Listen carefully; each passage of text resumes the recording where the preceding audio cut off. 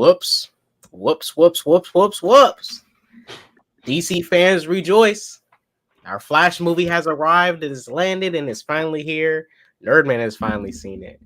And now I can finally spoil it in front of his face, and he doesn't have to worry about not being spoiled. Right. Have we actually talked about this movie yet? No, we haven't. This is the first time. And you're on holiday in Mexico, bro. The movie. Well, it's our first time talking about it since. Yeah. You came back from Mexico. I didn't even know you were going to Mexico. You know, I've been there before.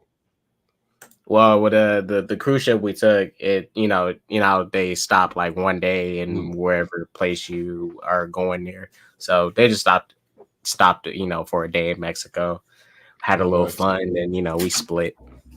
Nice. No, I've been there before. I was just like, I'd love to go back. It's amazing. But yeah, so Flash movie. I liked it. I didn't hate it. You know me, I liked it. Visual effects problematic at times, but I liked it. No, I liked it as well. I think I've said. How many times have you seen it so far? Because I've seen it 3 times so far. I think I've seen it 4 times now in the cinema. Yeah.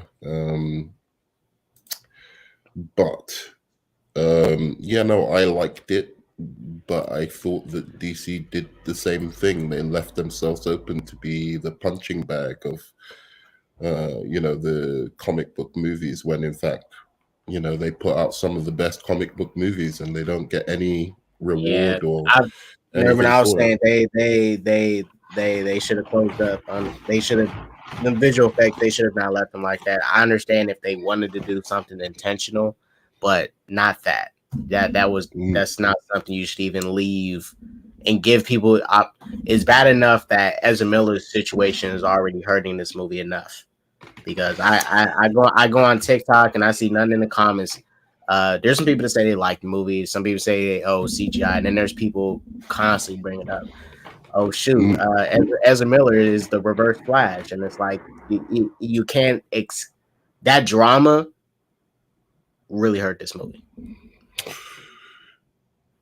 I think it's part of it. It's part of it, but I think I would say that if Black Adam and Shazam hadn't done similar in the box office as well, I think the problem is the DC brand, for whatever reason.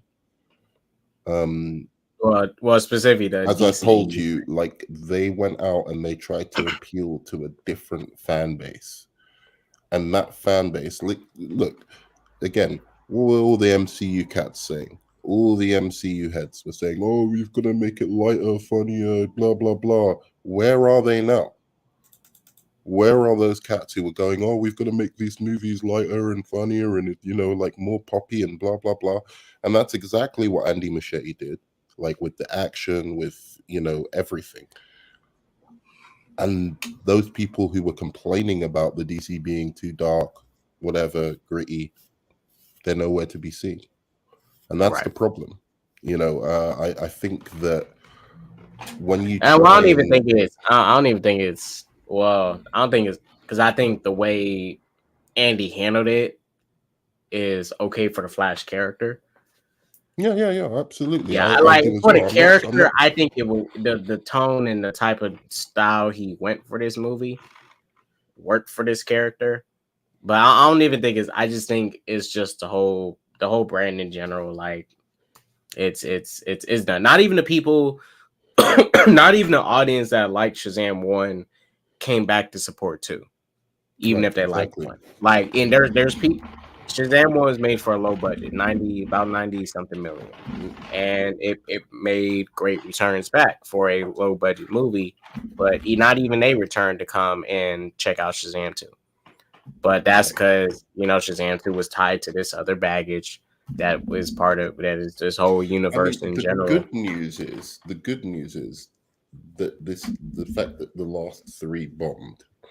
The only good news I can take out of this is that hopefully what Warner Brothers is seeing is not that these characters are characters that people aren't interested in, but it's that universe that people are I think interested in. I think they already know. Even shit, hell, even let me show you, because even Gunn said, I forgot he said this a while back. He said the same shit. Let me see. I think David Zaslav knows too, because he didn't even consider going to ask Zack Snyder to return to like oversee this stuff. You know, when he could have easily went back to Zack Snyder and asked him to run DC Studios instead of James Gunn. Could have easily went back. You know, everybody's saying like, you know, Zack Snyder is the key to success. You know, Zaslav wants that key to success.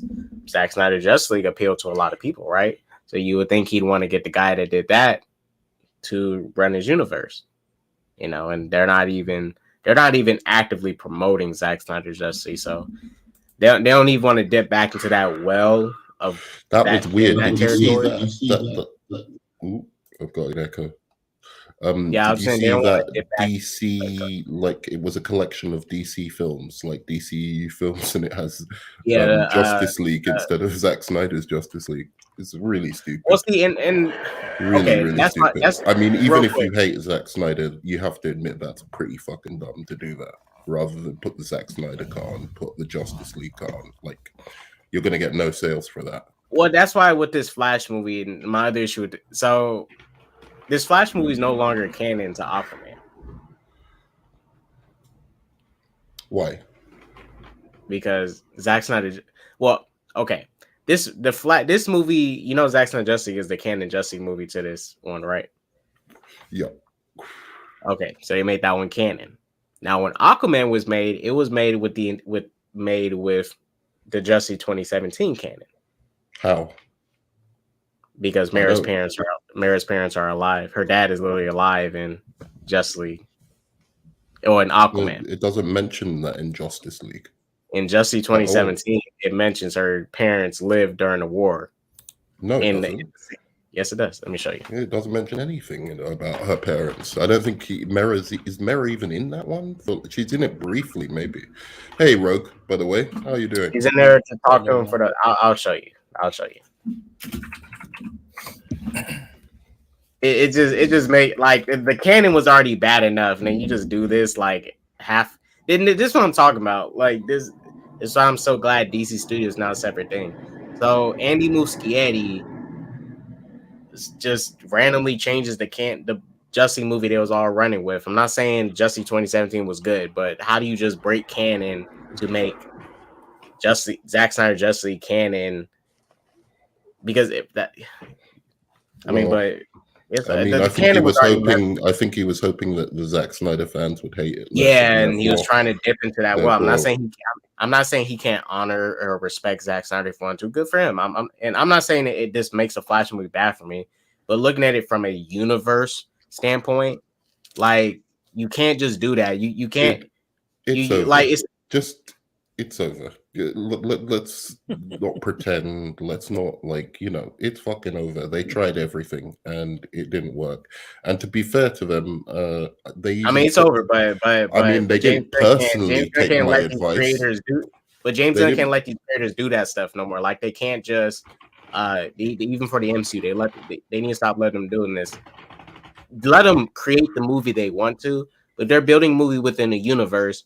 You need to follow the rules. You need to stick to what is the canon. Stop trying to do your own shit because you just you start to mess stuff up. You start to it's literally Thor 3. It's like going from Thor 1 and 2 to Thor 3 and 4. I don't know why you think let Taika Waititi do his own thing and it doesn't mesh with the first two. It's like it's not even you're still talking as if there's hope for a future DC. Like it is James Gunn. In James Gunn. I really don't. The only way I can see wait. Why don't you, Nerdman? The only way I can see it working. No, not because of James Gunn. I'm talking anybody now. Like really anybody. It is so fucking toxic. This fan base. Yes. So Nerdman, did you hear MSK stream? Like literally, that is the totality of how fans are on social media. Like all of this nonsense, like they were, And then right before I left, some dude was saying, "Oh, because MSK said, do you guys watch Disney Plus or watch Disney movies?" And one of the dudes that was like trashing every single thing before then, he's like, "Well, yeah, I do." He's like, like I heard, like, Turning Red. If I let the kids watch it, then something's gonna happen to them or whatever. He's like, I let them watch it, and nothing happened.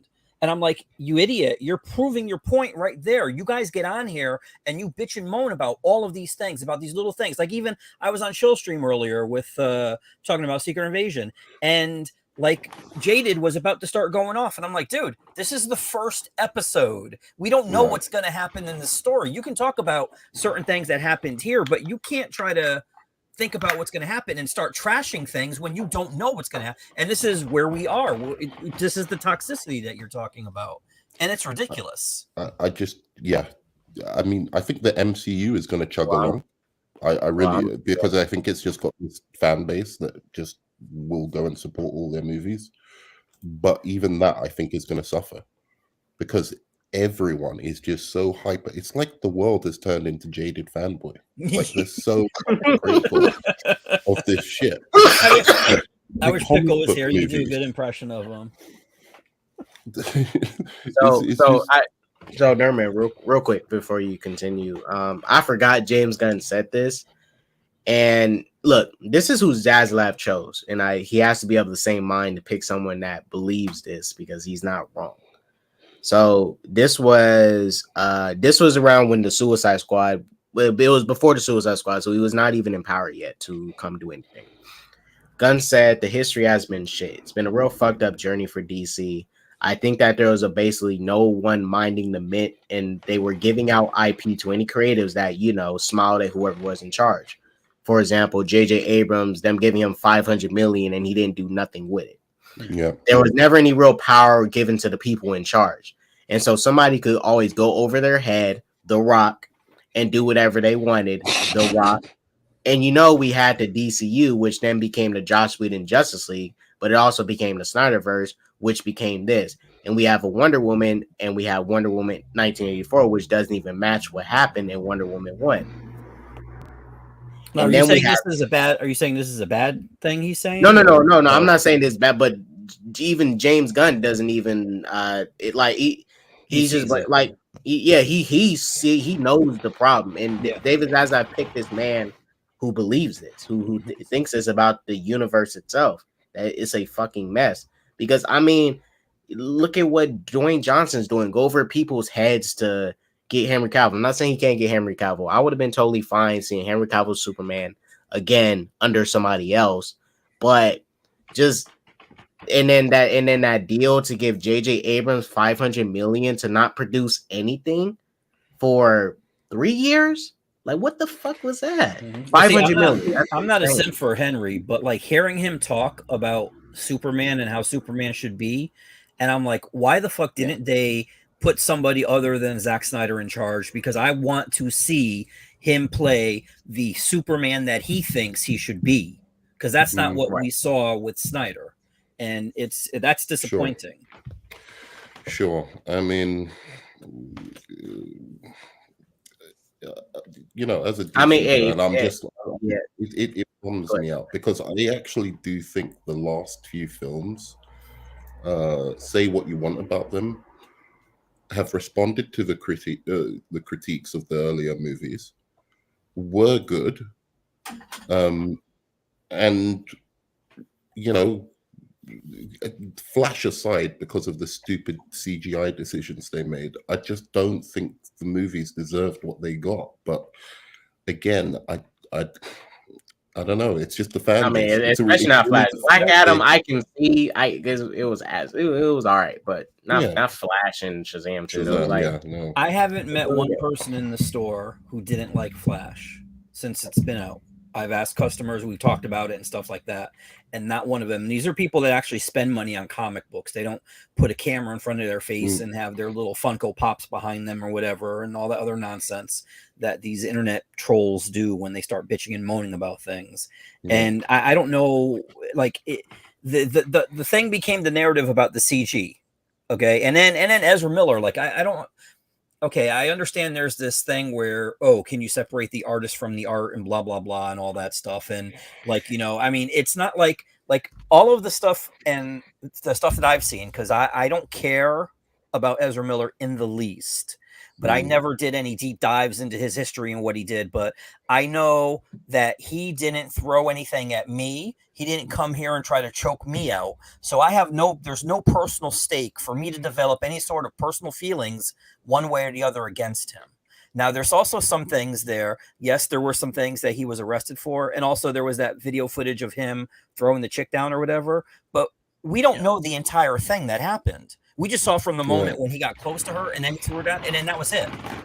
And so they're judging all of this by this little segment of video, and that's it. And they've already declared, like with Jonathan Majors.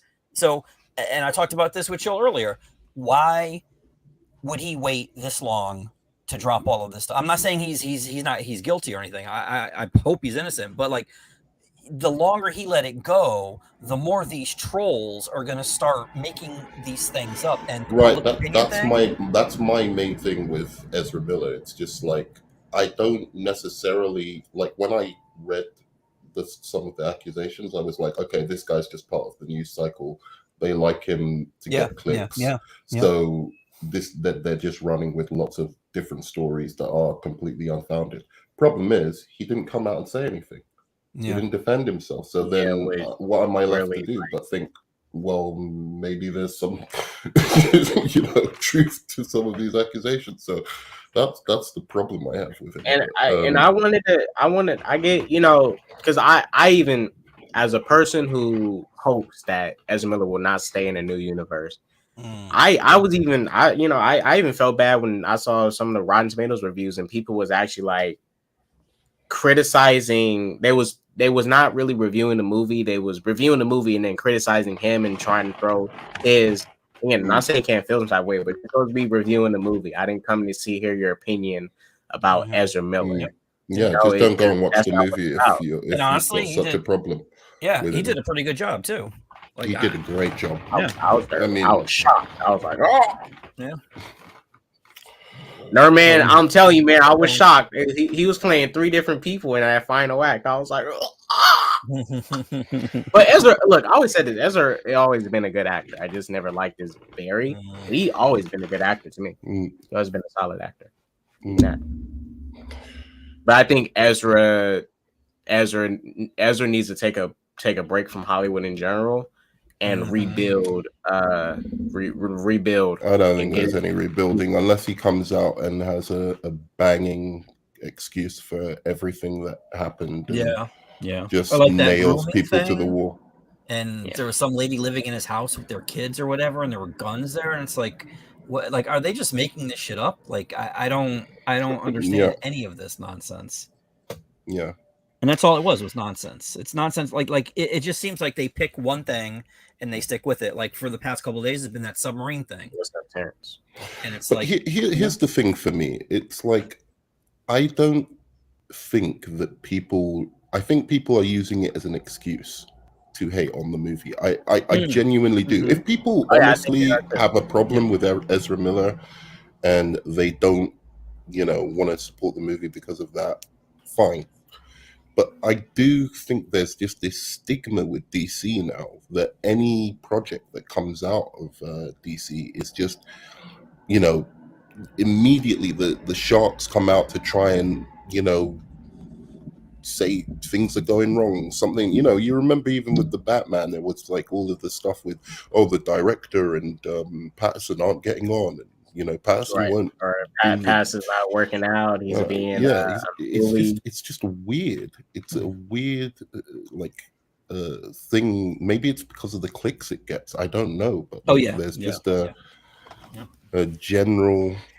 They're drama farmers, and I don't know if that's going to stop with this Superman movie. Honestly, I think the best thing he can do, as you said, is make this a really, really like as you said, a solid universe. And when I say that, I mean end Superman legacy on a cliffhanger.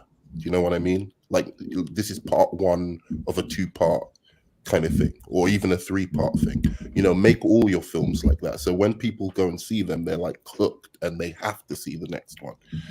I think Nerdman, I think what you said is true. I don't think this like this could be the greatest Superman movie ever made in the history of Superman, and I think people are still gonna. It's the nature of the beast. They're gonna find something, whatever it may be. Like, so when it comes out, the CG better be on point, the acting better be good. Like they're gonna find they're gonna find something there, man. They can never. We're at this stage, like you said. We're at this stage, and this is nothing against Gunn for me. Everything. Well, see, real quick, and that's the thing with the CG that I wanted to mention, right? The CG they did in those Speed Force scenes, as I said, they should have not left it like that. If that was very much intentional, which it seemed like it was, that was the only scenes where that stuff happened at. Okay. But you cannot take that type of risk like that. Now, the people getting on the CG, mind you, the Speed Force scenes, there was only like 3 Speed Force scenes in the movie where they're in a little chrono ball. 3 scenes. And the babies. You know, and the babies. And the babies. That babies one. Also, it was just the way he was running as well. Like there were times where he was running and it just didn't seem like, it seemed kind of, how would you put it? Like, it doesn't the spatial element was just off, like with the way he was running, and I like thought like it the looked a little like the scene when he's computer talking to game-ish. his dad. When the scene when he's talking to his dad and he starts running and stuff, I thought that scene, everything, the music, everything was good. I thought in the very beginning when he started running, and he did that zoom out. With the rock music, I really didn't. I was looking at the music. It was just the way Barry looked. He didn't look like when he was running. It looked like he was on a wire and just like stuck in one place and just right. It didn't look like he was actually running on the ground. Yeah. Did you notice that the second Barry, the new, he was running normally while the first one was doing the same Snyder or whatever thing? That's why younger Barry. And he looked better. He looked better, actually, funnily enough. Like, told you, Nerdman, younger Barry's the GOAT, man. He was running like a woo. I have to tell you, those Keaton scenes put me in a near erotic state of pleasure. Like, I was just... Hey, Keaton's the best. Such good shit, Keaton shit, man. Like, when he measured the thing, and he was like, how much do you weigh? He was great, dude. That's the one thing I did love about Keaton the most in his movie, his gadgets. He has some pretty dope gadgets. Those gadgets were cool. And he was acting like, the Batman from the Keaton movies. Like, it was like literally him. And I like the fact that he didn't try and like go, I'm gonna update this or make it more like the Batman from comics or something like that. He just stuck to his Keatonisms. Like, he did his little Keaton shuffle in the kitchen and stuff when he first started talking about time. And I was like, yeah, that's Keaton. That's Keaton's Batman. He's the weirdo millionaire, who is kind of like eccentric and so that stuff was really good. What do I want? Anyway, how'd you feel about Sasha Calle as Supergirl? She improved as I watched it a second time. I thought at first she was whatever. Like, I thought Ezra and Michael Keaton kind of outshined her, but then watching it the next time, I thought she did really good, actually. So, well, I don't think it was her fault. I think she didn't have enough to do. Right. Yeah. She worked for. She perfectly worked for the story, the plot, with especially with the inevitable intersection point they was trying to make. But as far as getting to being able to show her acting and everything, I thought she, when it came to getting into the fight with Zod, and I think her best scene was when she showed her little moment of anger with Zod when Zod revealed he killed Kal-El, and she was like, "What did you do?" And the music and everything stopped. I thought that was probably some of her best stuff, but she just didn't get enough time. But if anything, if Gunn were to keep her, but to make her look more like a traditional Supergirl, like give her the blonde hair and stuff, I'm okay with it. I'd be totally fine with it. But if she doesn't come back, fine with me. I think they just start from scratch with a new Supergirl, anyways, or give her another role or something. Like if they do some right? more Give her characters, another role, yeah, or start from scratch with Supergirl, because I think even Yeah. her, she's new, but she's still DC EU Titan stuff. Start fresh for her. Dude, she could be like Jessica Cruz in the Green Lantern Corps or something like that, you know? She could be, yeah. That would be a good. Oh, she'd be perfect. Yeah, Jessica Cruz. That's perfect for her. But I don't think we're gonna get that far, man. Stop. You know, we'll see. This is one thing I was gonna say. I think we'll get that deep with the Green Lanterns, like with to get to the Jessica Cruzes and stuff. I think at most we'll get to like Guy Gardner and Kyle Rayner. I think they should start off with Superman and Green Lantern, to be honest. But one thing I was going to say, that the another thing I really sorry, I'm going to start again. What did you guys think of the third act and the fact that there was no real villain to this movie, or do you think there was a real villain? Okay, so this is, I'm glad you've seen it now, because now I can series. I think Barry himself, because you know, not every movie has like. Not every movie has to have like a villain or exactly. Sometimes your protagonist is just his own struggles, and what he does causes the thing happens in the movie, and they're trying to fix that problem and put it all back in the right place. I felt Barry himself was the hero and the villain of this story, because he's the one who created Dark Flash. He put young Barry on this path. You know, he caused almost everything. Sure, he encouraged. You still have an antagonist against him. I mean, it doesn't. Yeah, I'm not saying you everything can't. Doesn't mean you can't have a separate. I mean, Mike, what did you think? Did you think it? I'm not saying, but I liked how he was pretty utilized on board with this movie for, I think, about 90% of it, like right up until the end of the third act, really. And then I just felt it landed like it was really anticlimactic. And I think it was because of that lack of a villain and some of the CG, obviously, of the cameos and stuff like that. And then George Clooney, which the less we talk about, the better. But what did you make of, like? But I don't think they could have given him a traditional villain, because the villain was essentially like I completely agree with what DC Dot said, is that like Barry was both the hero and the villain, because this is what he said in motion. So he had to come to a realization. You couldn't have that happen when you're trying to do the complexities of time travel and whatnot, and introducing it in a different way, because this was a different way than we've seen before. And while they're having, I mean, Zod was just like whatever, like a side thing, like an annoyance, like a mosquito, you know. But while the main villain was him trying to make himself realize, as much as he wants to save his mom and have her come back and all that, you can't do it. You can't get what you want. No, I got that, but even still, why not a proper battle? Well, that's why I was saying for this movie, and I do agree with a lot of people how, you know, a Flashpoint movie shouldn't be the first movie, but this is why I was saying earlier when I was reviewing it with MSK. I didn't even want to see Reverse Flash in this movie, because if the universe didn't get rebooted, that's a villain you gotta like save for the third movie or even the second movie, because you gotta do something even bigger and better. Barry has some good villains, but let's be honest, Reverse Flash Eobard Thawne is like his Venom, his Green Goblin of his rogues that people really like. And that's your go big or go home. That's why this Flashpoint story, I'm totally fine with them doing it. But for the first movie, it doesn't make this movie bad, but it's like you're cooking too early with this. And you got to invest some time in Reverse Flash too, because that's a concept too that some people are going to have to understand. But Nerdman, it's like this. When Lost, the TV show Lost started, did you ever watch it? I watched the last episode, and I watched some episodes, but I couldn't get through it. Okay, well, it started out as one thing, and then by the time it got from season 1, because season 6 was the final season, by the time it got to around season 4, maybe 5-ish, it started becoming something else.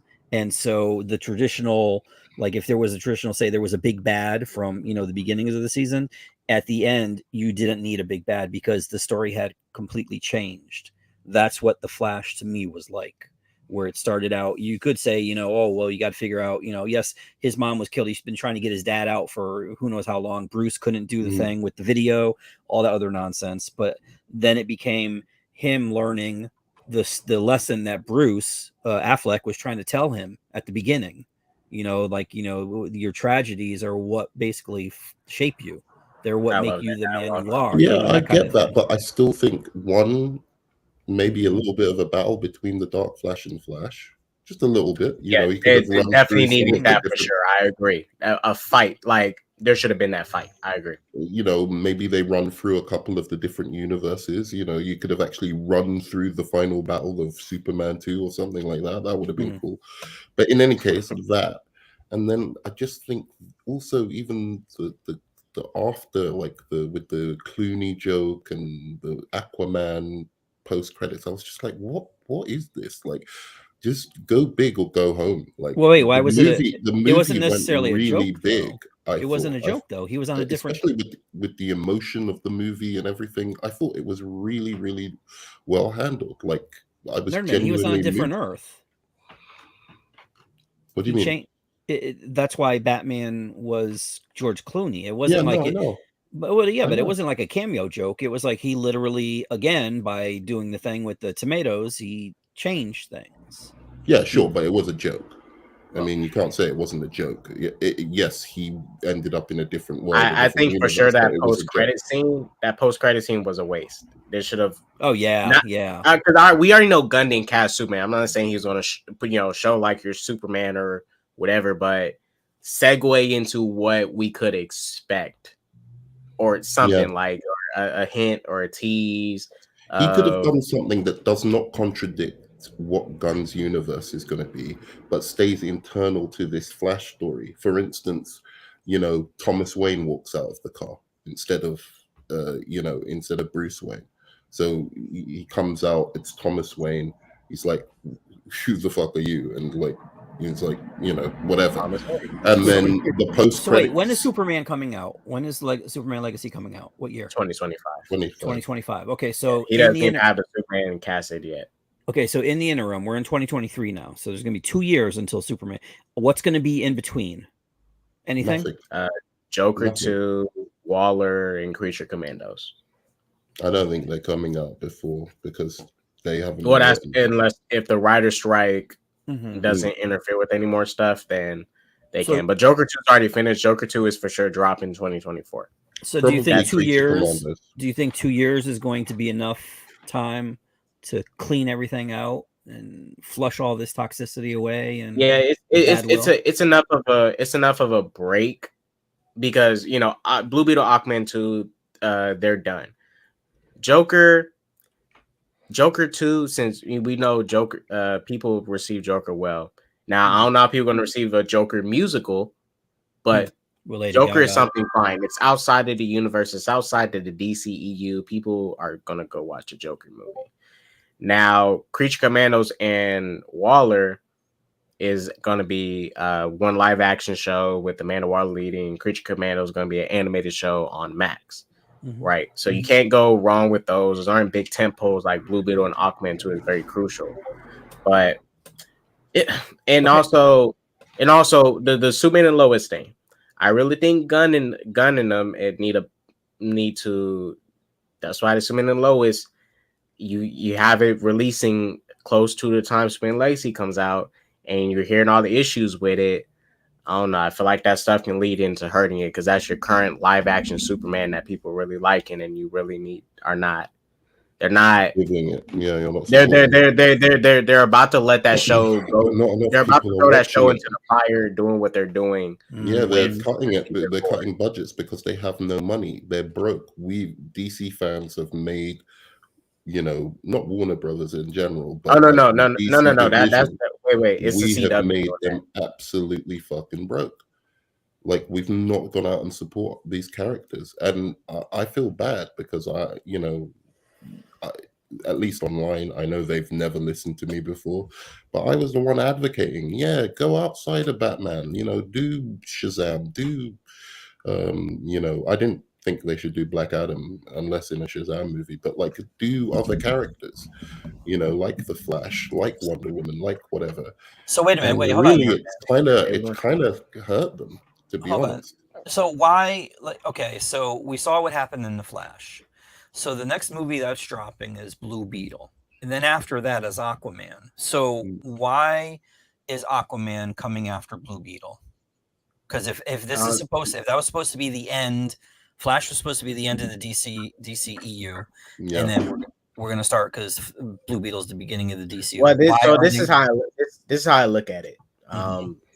The way the Flash ended, this is what I say. It's good for Blue Beetle and Aquaman too, because if those movies fail, you can just say they live in that universe where Barry's at, because Jason Momoa is still there. Blah blah blah. Now, if Blue Beetle and Aquaman 2 somehow do good, right, and if Gunn is doing this soft reboot thing, then he can keep them. But I still think Aquaman 2, if anything, should not be coming out as late as it is, because that's very much still connected to this stuff. Blue Beetle, you can get away with it because it's going to be totally focused on Blue Beetle. It's not going to be doing all that big connected blah blah blah stuff. Especially if they're going to be turn him into Lobo or something like that. They said that he was gonna play another character. I mean, that's why this Aquaman 2 release is weird. I'm not fully for it. Yeah, it feels like an epilogue thing, but it's just weird because if you're going to cast him as somebody else and you have him playing Aquaman and you're keeping that version of Aquaman, I don't know. It's kind of weird. Exactly. Weird for me. You think I want to know what? That's why I think Flash. I want to know what Philip Krell said. And by the way, fuck you, Mike, calling out Nerdman BS since 2020. And that's why I think the Flash should have released after Aquaman 2. I think the Aquaman 2 film, even the way it's crafted, could release after, could release before the Flash. Because I don't think Barry's going to show up and in that Flash in the Aquaman 2 movie and say, "Hi guys," blah blah blah. You know. Agreed. I just think you're thinking about it all wrong. Like me personally, as a DC fan, I'm actually happy because I've had all the movies I wanted to see, even though they haven't done as well as I would have liked. I actually have had all the movies I want to see really from DC.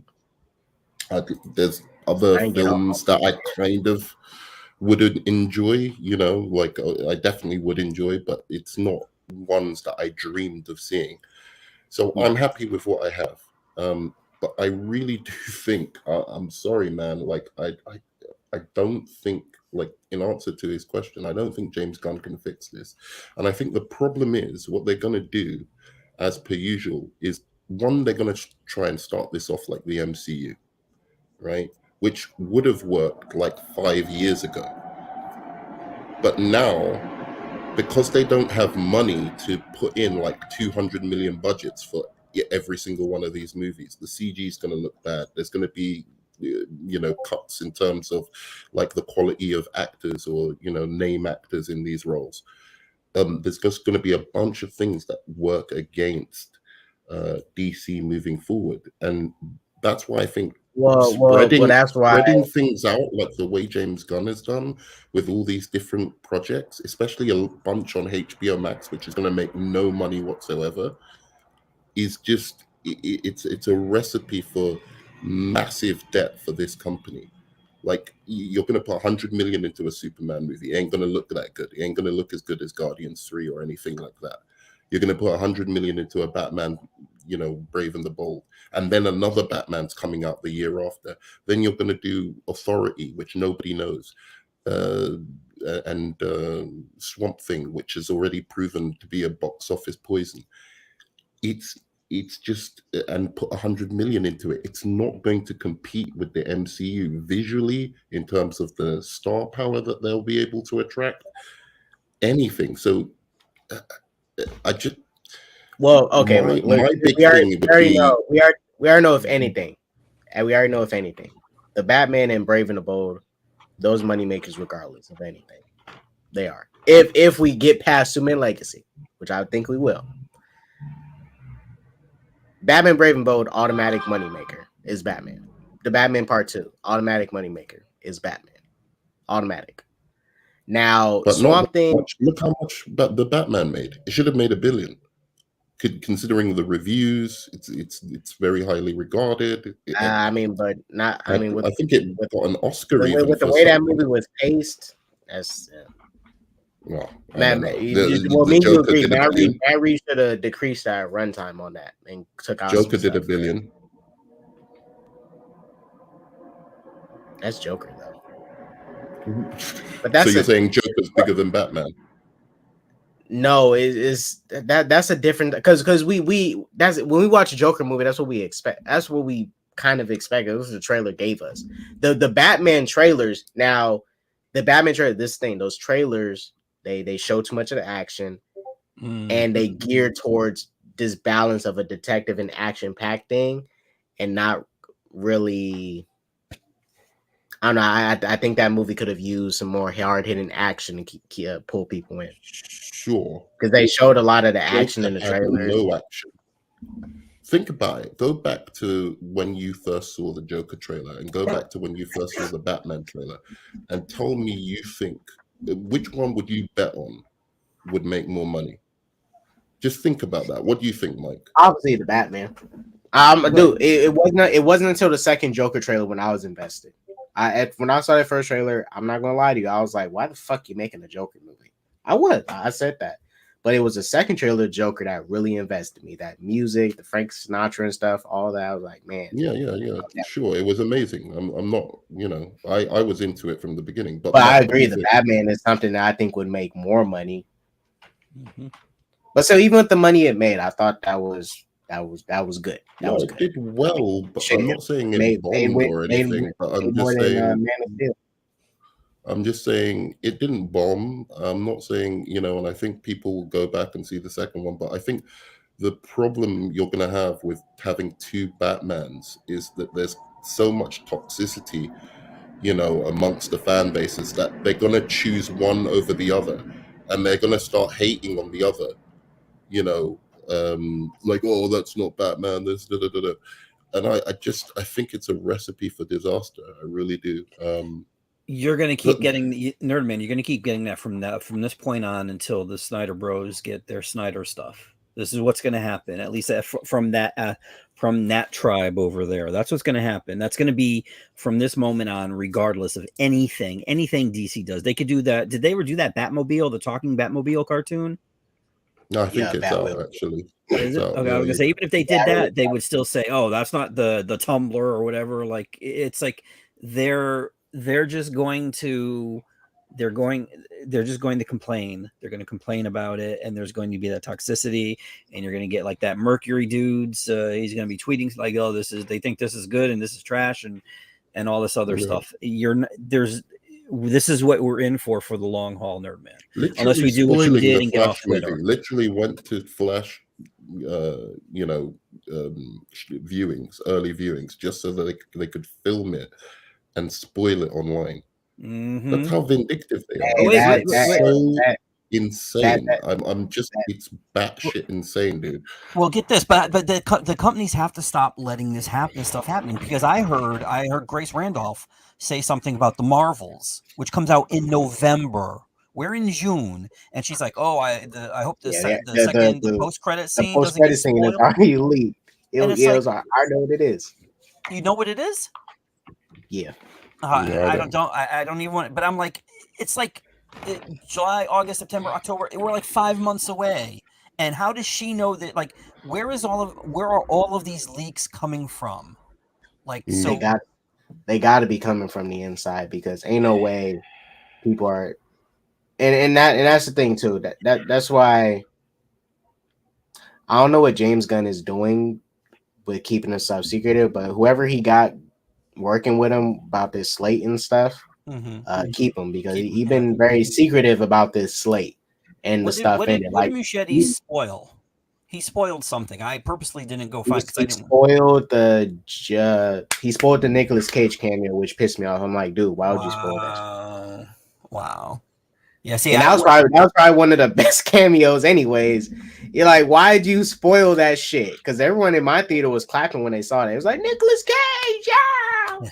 But where's the logic? Like, does he think that was going to get people into the theater by telling them that was going to be there? I think that's what they thought. That's what they thought. Like, it's the same as spoiling Wonder Woman's appearance in Shazam, you know? Oh, yeah, spoiling Cavill with Black Adam. They thought it would. Yeah. Big Bro asked a question for all of us. He said, question, do you guys think The Flash would have done better at the box office if it released last year? No, bro.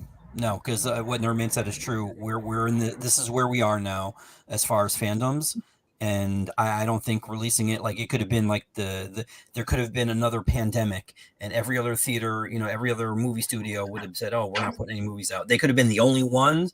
And I think there still would have been people talking shit about it and trashing it and all this other stuff. So no, it wouldn't have mattered. Yeah, I agree.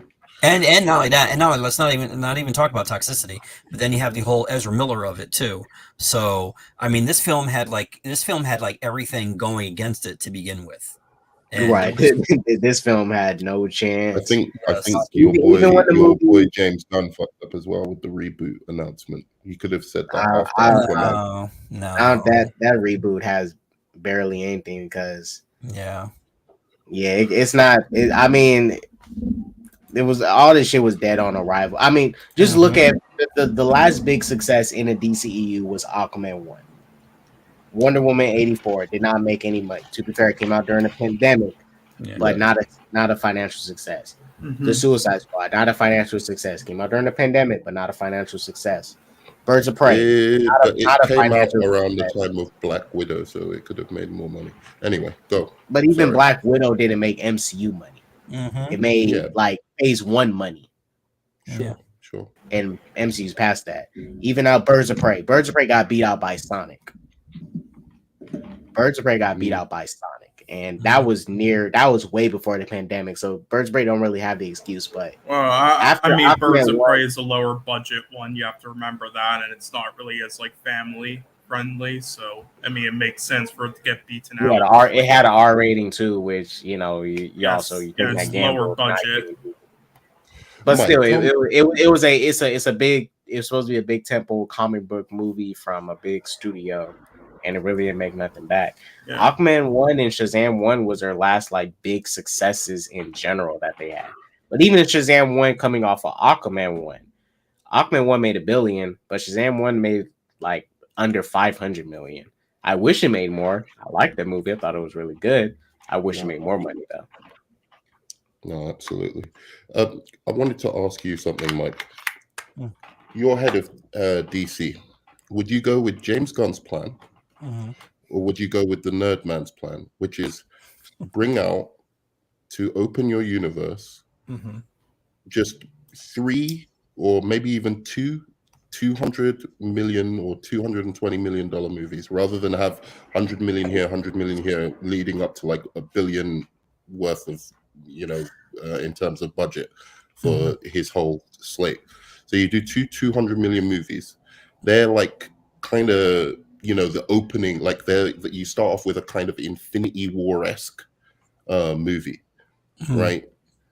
Obviously not a culmination. It has to be the start of something, but like a really big idea, right?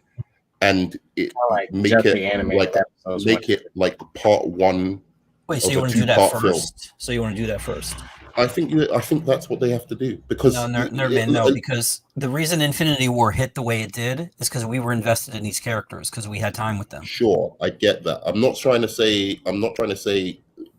I'll give you an example so that you no. I'm not saying you're trashing. No, I'm not saying you're trashing Marvel like you usually do. What I'm saying is that the reason that people because I myself, I think that's probably, behind Batman and Superman 78 is probably one of the best comic book movies ever. Right.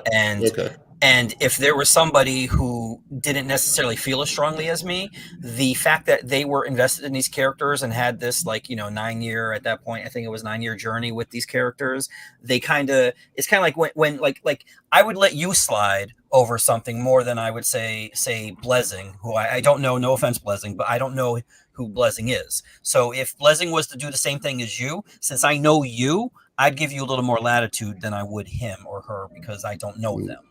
So that's why, you know, you can't. I don't think I wouldn't jump in with all these characters, like, you know, if you want. No, I don't mean jumping in with all the characters. Say, for instance, have you seen Justice League Warworld? The trailer for that, Justice League Warworld. Yeah, I mean a concept like that, something really big, innovative, something, you know, comic book fans have not seen, something that people can't go, oh, we, you know, that's just generic, you know, or it's just another, you know, origin movie or whatever they're saying now, because there's this superhero somewhat fatigue setting in, and people want to see something new, like Into the Spider-Verse or Across the Spider-Verse, things like that.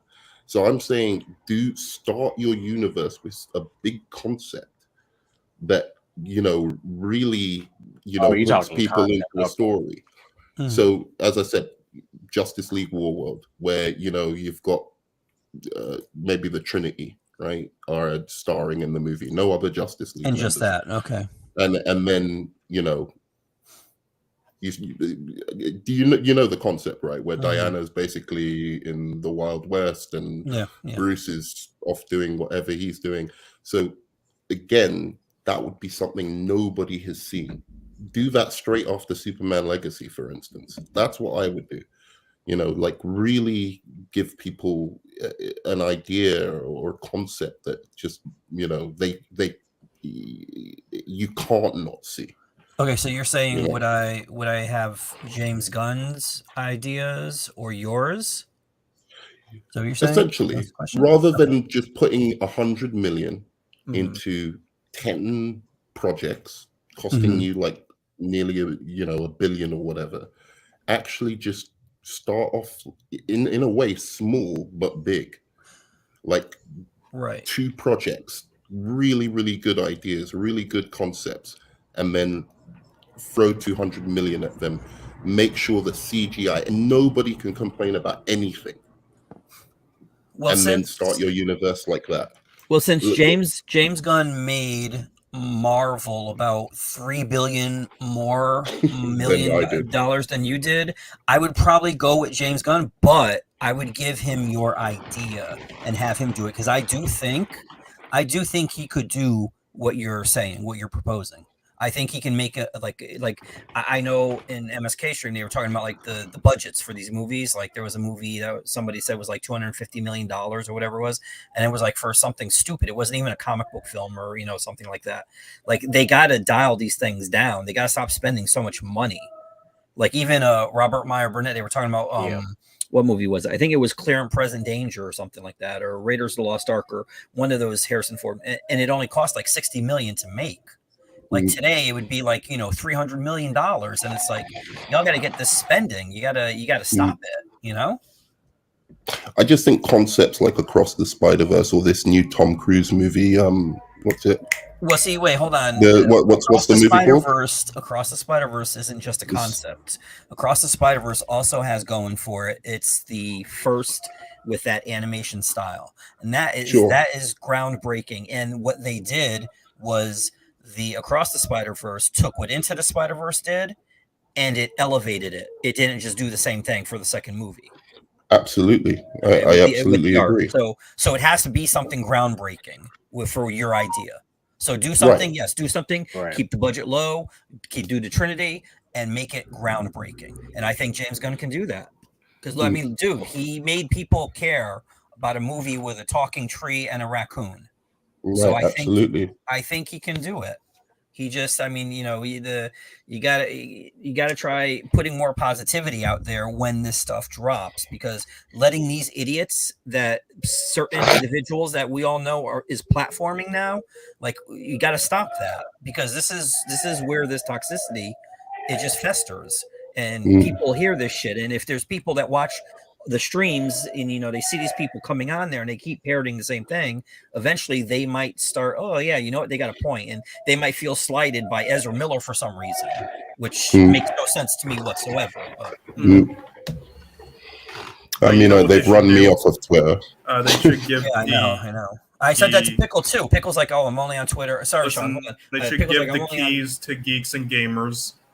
Yeah. He's like, I'm only on Twitter like, once a week or something like that. I'm like, that sucks, because it's getting all of you guys, the people that should be on there, you guys are leaving, and you're leaving those morons on there to like, you know, replicate and all this other. And it's like, that's not a good thing, you know. Well, I mean, hey, look, the amount of bullshit I see on Twitter, nothing anybody can show there can get to me. That shit, like, it goes in. That shit goes in one ear, boom, go out the other. Yeah, well, it should. I'm happier. I can tell you one thing. I'm happier. I'm off it. I just couldn't stand it. Like, every single day there was just some bullshit. Like, and also, you know, I'm wanting to watch a movie, not get it spoiled, and they're just posting shit. Yes. Like, you know, like it's just ridiculous. It's like a war zone for if you're like and you can't even stop strands. I tried to stop like you know, anything to do with the Snyder Cut. I was like, I anything to do with restore the Snyderverse, I don't want to see it. And I was trying to look at how to do that. Couldn't do it. So I was just like, I'm out here, buddy. Like, I can't deal with, because you know, when you see a blatant lie, it's just it just gets to me, and I just have to fucking reply to it, you know. Yeah. But see, you know what I do? I'll reply to it. I'll type, and then by the time I get to the end, and I'm getting ready to hit send, I'm like, you know what? I don't need to, because I did get it out and it's there, but I don't care if anybody responds to it or not. So I just erase it and move about my day. You know. Yeah. I mean, dude, it's gotten so bad, especially with, I mean, just DC shit in general. Like, bro, y'all noticing when Batman saves Wonder Woman saves Batman. Oh, yes. And the day that scene got leaked, Nerdman knows, he saw it.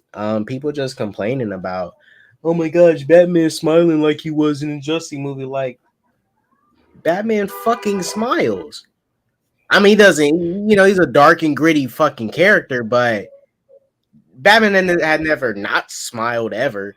Like, even in the freaking Keaton and Nolan movie, Batman smiled at some point. You cracked a joke. Like, plus that gag was actually hilarious as opposed to the Justice League version.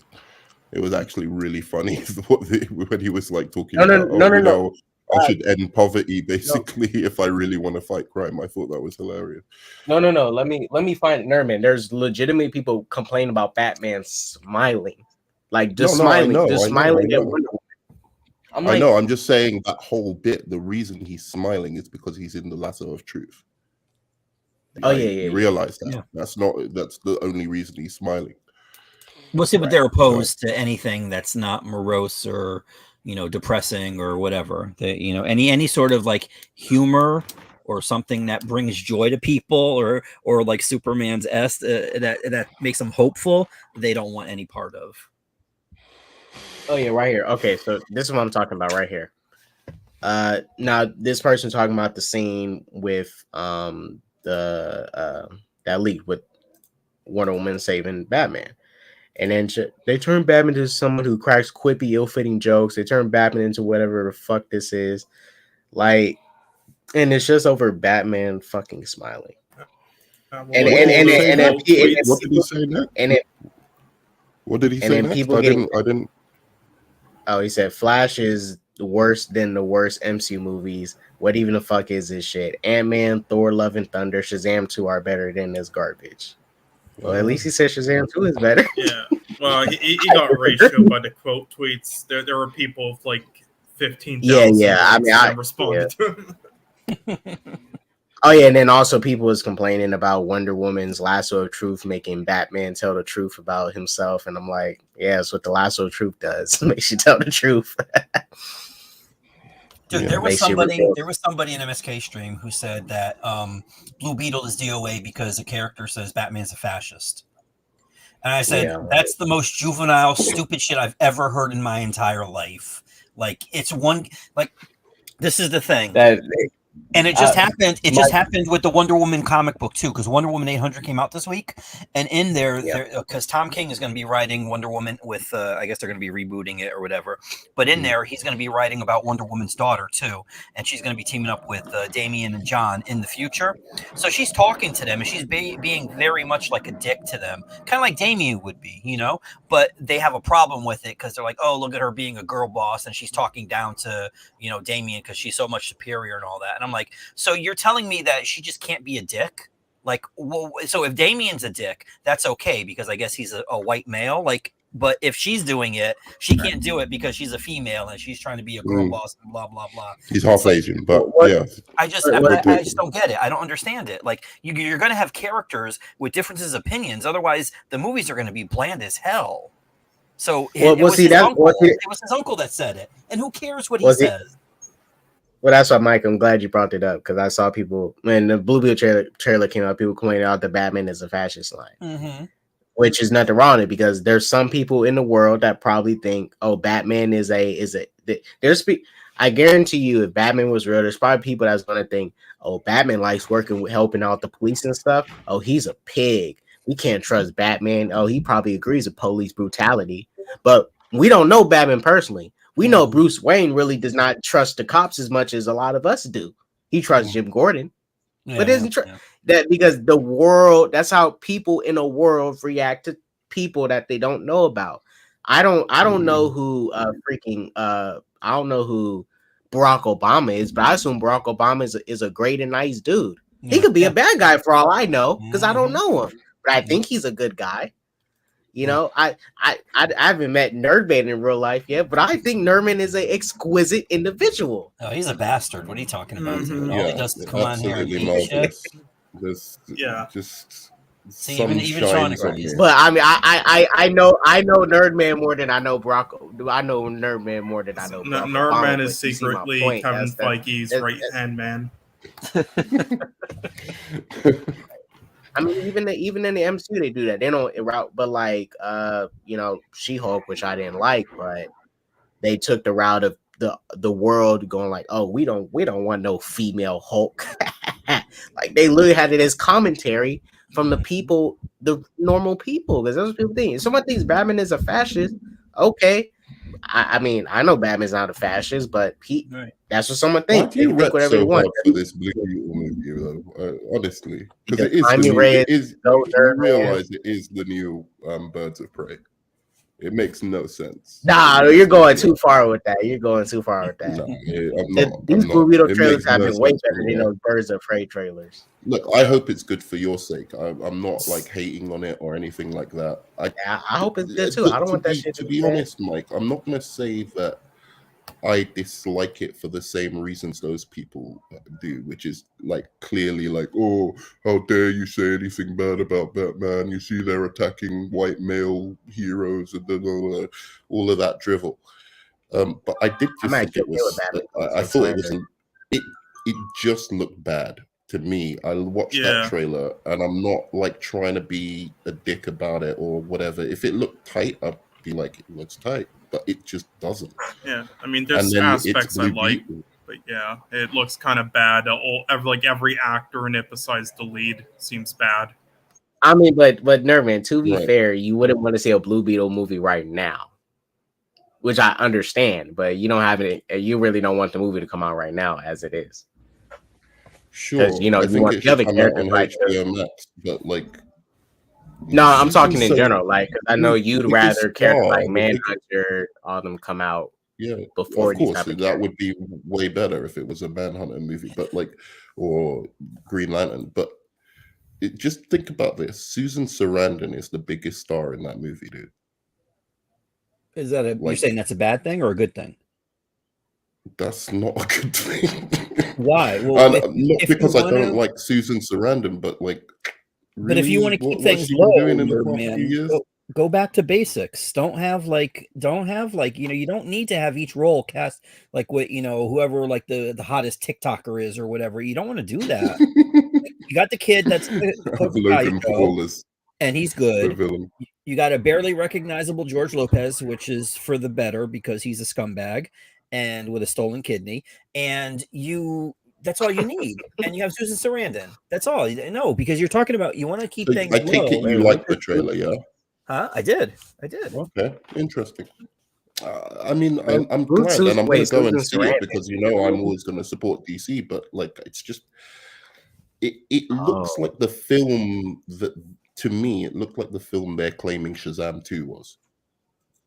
Do you get what I'm saying? Like, Shazam 2 actually wasn't generic. It was actually just a solid superhero movie. Mm-hmm. But that looked to me like it was very, very tropey. It was like, the uncle giving the little speech to Blue Beetle, like, you've been given a gift, and da-da-da. Like, it just seemed like one of those paint by the numbers origin stories. Oh, that's because So it would is. So wait, would you rather have a low him budget just digital one? right? Would you rather have him just do it? Because see, I was even thinking about this during the Flash. I know Okay. I remember people were bitching and moaning about the younger Barry's suit, which was essentially Batman's suit and the neck and all that. Because I remember them joking on it on Twitter. But like, would you want I mean, they had to make do with what they had because they were in that moment. Would you? Oh, hey, I just happen to have the suit. It's just like a plot convenience, and that's ridiculous. Yeah, that was the craziest. Real quick, because that was the craziest criticism. I didn't even see the movie yet, and I figured, oh, he just needed something quick and on the fly, like Keaton's heat resistant suit. Yeah, sure. The Flash, he needs a heat resistant suit so he doesn't, burn up and stuff. Makes sense. Then, I mean, Keaton Batman didn't even go into the final battle with the super suit. You know what they would have done if he had that suit? He had another suit and it didn't look like that? It'd be, how convenient he had that. It's like either way they go, they're screwed because people are going to bitch about it. So you either give them the Wish.com version of it and they're going to complain about that. I'm not trying to bitch about it because a trailer can, No, not you. I'm talking about these movie. people on Twitter, Nerdman. I know, but I'm just saying, in me adding maybe to a chorus of negativity around DC, I don't mean to. I'm just being honest about what I saw in the trailer. Like, the trailer might not be representative of the movie at all. Wait, no, you don't like, but you're not attacking the Blue Beetle trailer. Like, you're not even attacking the movie. You're just not into it. Between what you do and what those people do, and there's a fundamental difference. So stop. That's why I listen, even though you're full of shit, I listen to you more than them. Okay. What a compliment. Right. Because you're just not into the concept or the trailer of the movie, which I'm totally fine with. But you're not because like there's people getting hung up and using lines like, okay, the Batman is a fascist line, using that to like continue this sorry to get on this hate train of getting ready to just downplay the hell out of this movie. Same thing they did with Flash, but Flash already had hate long before, but still. Wow, they're trying to stick with something and then keep on using it to dogpile the movie, like hating on a young Barry suit in the trailers. I'm not saying it's a perfect, amazing Flash suit, but for a prototype Flash suit for a up and coming Flash, which is young Barry's, okay, it makes sense. He has a prototype suit. This is first time being a hero. You know what was really funny though? You know what was really funny about that suit? Remember when he's soaring off the ears of Batman? Yeah. Right? It was really funny, actually. I thought it was hilarious in the cinema. But then I started thinking, wait a second, he's got super speed. Wouldn't he just go, if you've got super speed, you should be able to cut that thing off real fast, right? Maybe it was Barry that did it. Barry didn't have the powers then, did he? He had the powers. No, he had the powers. He did. And it was definitely the younger one. He was struggling to cut off the ears. But he could have just vibrated his hand super quick and went cut off the ears. I mean, it was still a funny gag, to be fair, but Oh yeah, and after you're taking the way you just said it, they would take it another way, and they would attach hatred to it. They would start hating it because of that, as opposed to it was just an aside that I noticed, like, he could have done this and he could have done that or whatever, but it was okay. It was like a little funny gag or whatever, and then he moved on. Right. So, what do you rate the movie, Mike? To give it like a 7.5, 8. Yeah, you're around the same place as me. And I think after a third watch, I think young Barry might probably be my favorite character in the movie. If I had to look at like characters over, I think Young Barry is probably my favorite. Interesting. I like both of them. I didn't have a problem with it. I think the only way you have a problem with it is if you just don't like Ezra Miller, like period. Like, yeah. I can kind of understand that. Although I know that there's some homophobic side to that thing as well, and certain people who are against what they feel are his political beliefs and blah blah blah. The whole Nazi KKK thing or whatever. Yeah, so I know that there are people on that with that persuasion who pretend it's all about the outrage of what he did, but really it's what it's about underlying. But yeah, in general, I can understand like being put off by him. Even I was like at certain points, like in the film, even though I don't necessarily believe some of the stuff they're saying about him. I was just like, that's a really weird joke to do, given what he's being accused of, Talking about the baby thing. There was the baby thing. There was another thing where he was like, "Oh, maybe I was okay with the baby thing." Do you remember him saying maybe I should drug the younger Barry? I'm like, dude, what are you talking about? You can't drug people. What are you nuts? This is the Flash. I could drug you. Like, this is the Flash we're talking about, a superhero. What are you talking about? He should maybe drug the kid. It was just crazy to me. I was just like, I have actually a question for Mike. I know Christopher Reeves is your favorite actor ever. So what was your thoughts when he showed up? I was okay with it. I mean, it was just a what's the word? It was almost like looking at a mural of different characters that, were in the history of the DC universe. I mean, if he had like flown in and started fighting or done the Nick Cage thing or whatever, I might have felt a little differently or whatever, but he was just looking. That was it. But yeah, I can just imagine Mike in the theater like, I thought I killed you.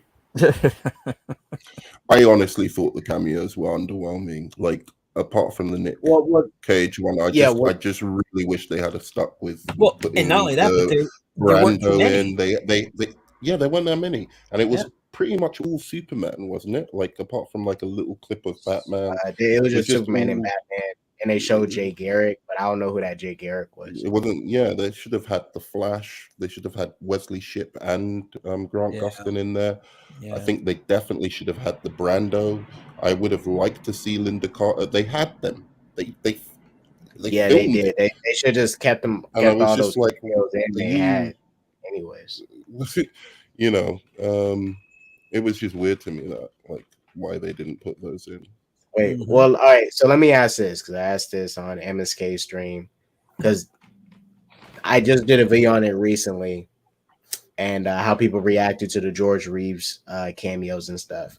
Did y'all think the cameos was disrespectful, like to the actors in general, like disrespectful? Because there's this whole thing going around, people saying, "Oh, George Reeves Superman should never been in the movie because he supposedly committed suicide because of the role of Superman, blah blah blah," and all that. Supposed Superman ruined his career. I don't know, and I'm not gonna pretend and act like I never seen George Reeves Superman content, so I'm not gonna act like I'm a fan. But from what I took from it was Andy Muschietti cared enough to acknowledge him when the DC fan base itself always skip over this man when we talk about who's the best live action Superman. George Reeves is never in the conversation. We always skip to Christopher Reeves, and not a lot of people seeing his stuff.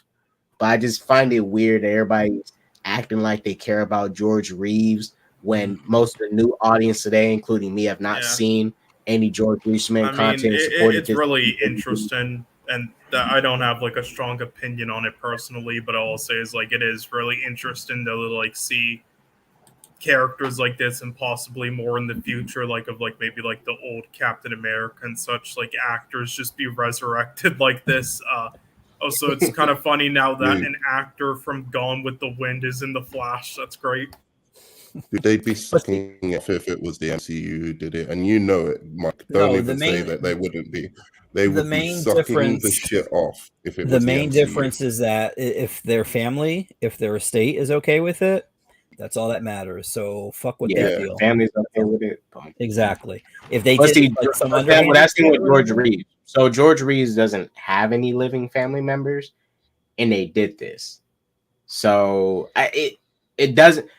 What now? I still think if you're gonna do this stuff, you need to get permission from the family members or someone that knew this person to Yeah. do. Well, he even doesn't do have something like that. cousins or something.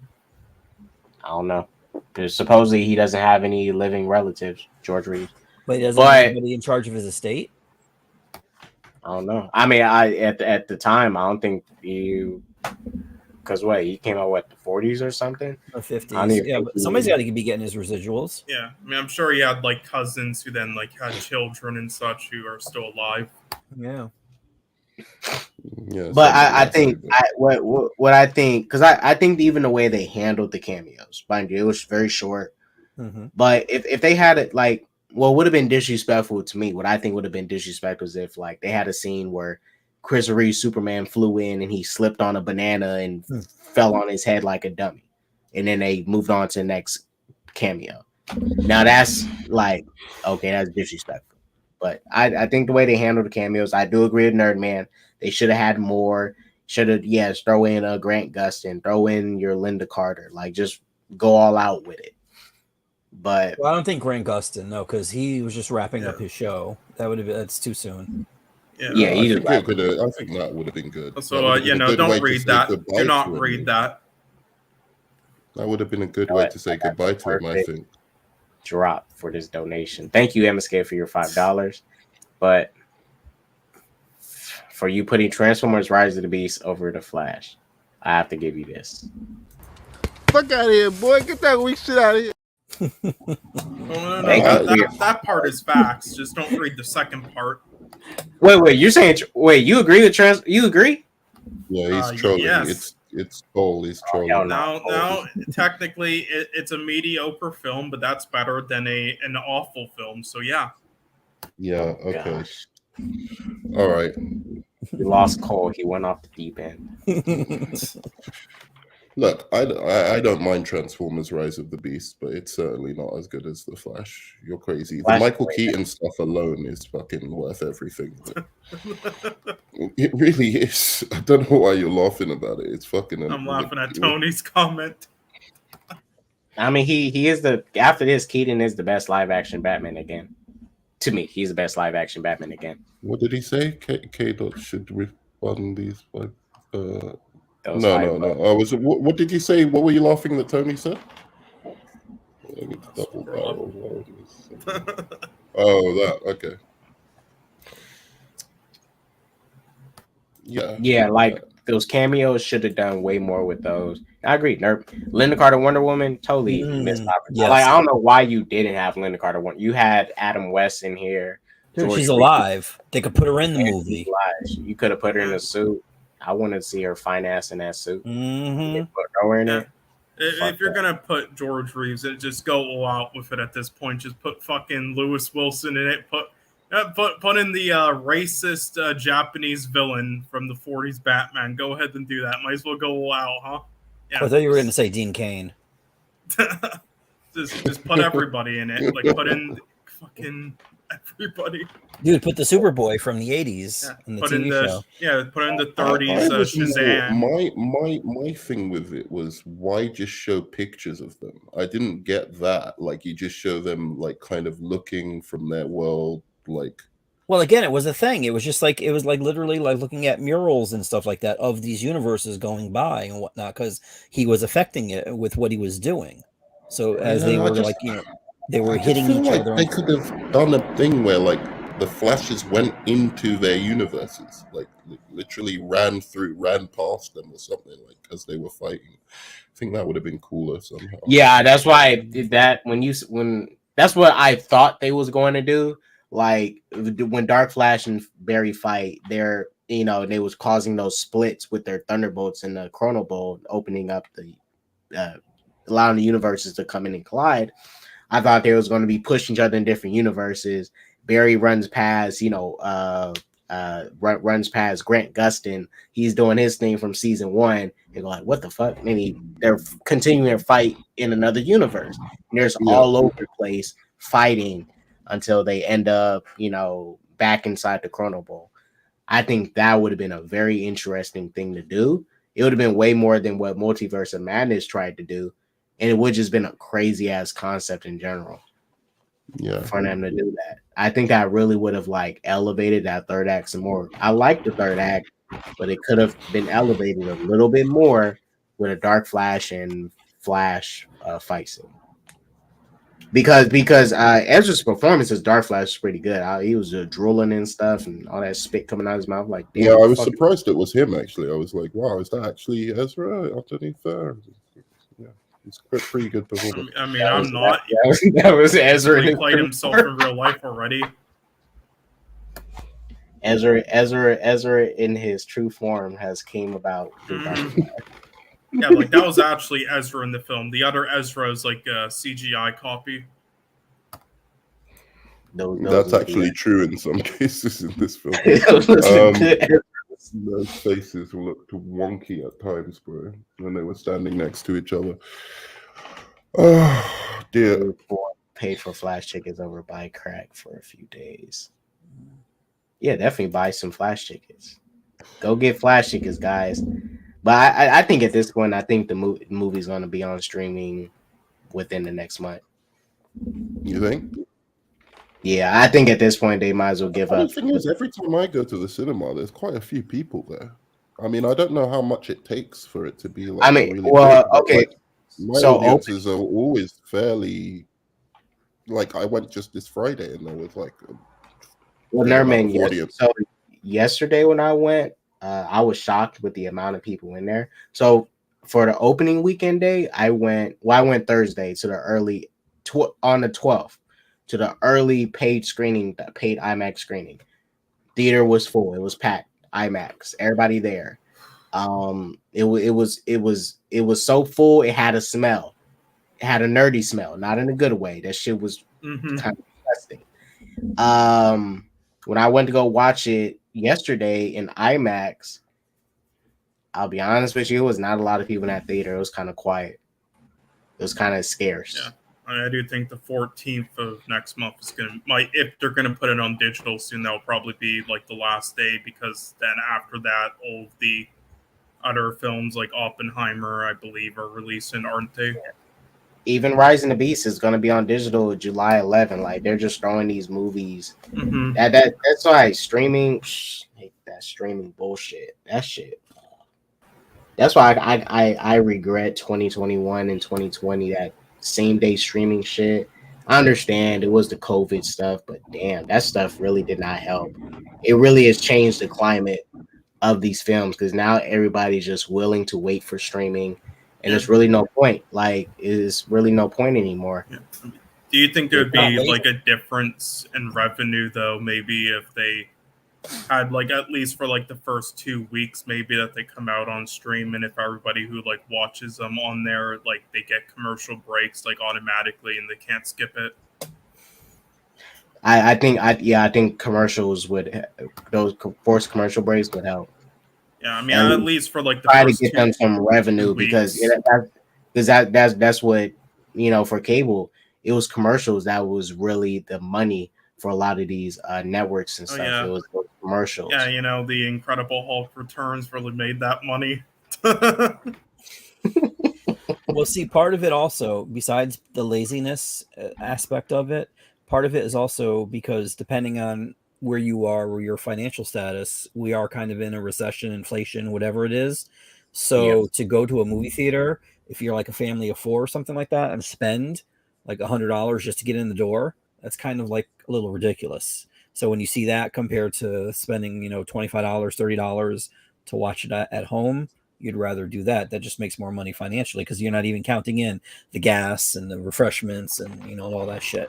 So that's also part of the IMAX now is $26, but I only watch the select movies in IMAX. Mm-hmm. I don't if it's a regular drama film, I'm not watching that in IMAX. I'm only watching superhero movies or a movie like Transformers in IMAX.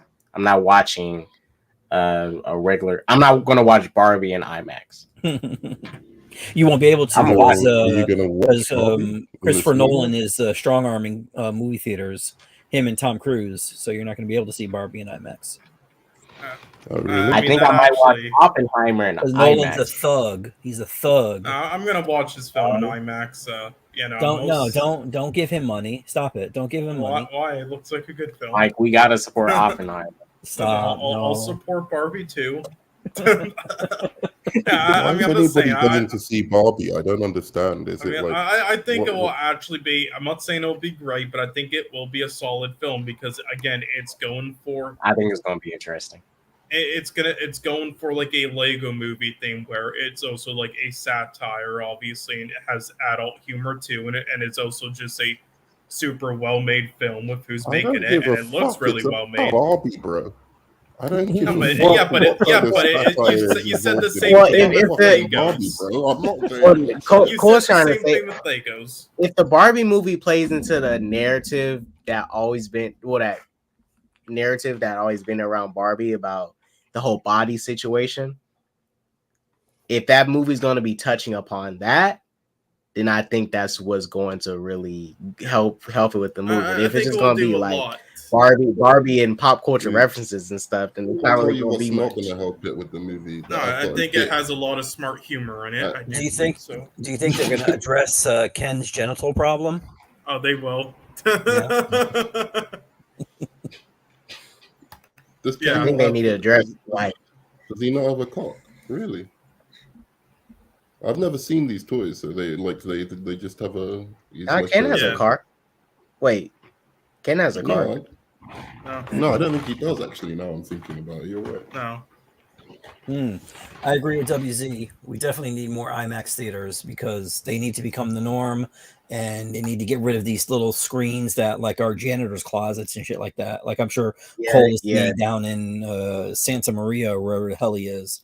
Like you need like these big. You need to have it has to be an experience. That way you'll get people to be more willing to spend the money. Oh yeah, the theater 20 minutes away from me is so garbage, and these fucking annoying theater goers won't shut up. So I'm not going there again. Well, the only like when I watch something, if I'm gonna watch something in like close to standard, I'll do Dolby IMAX.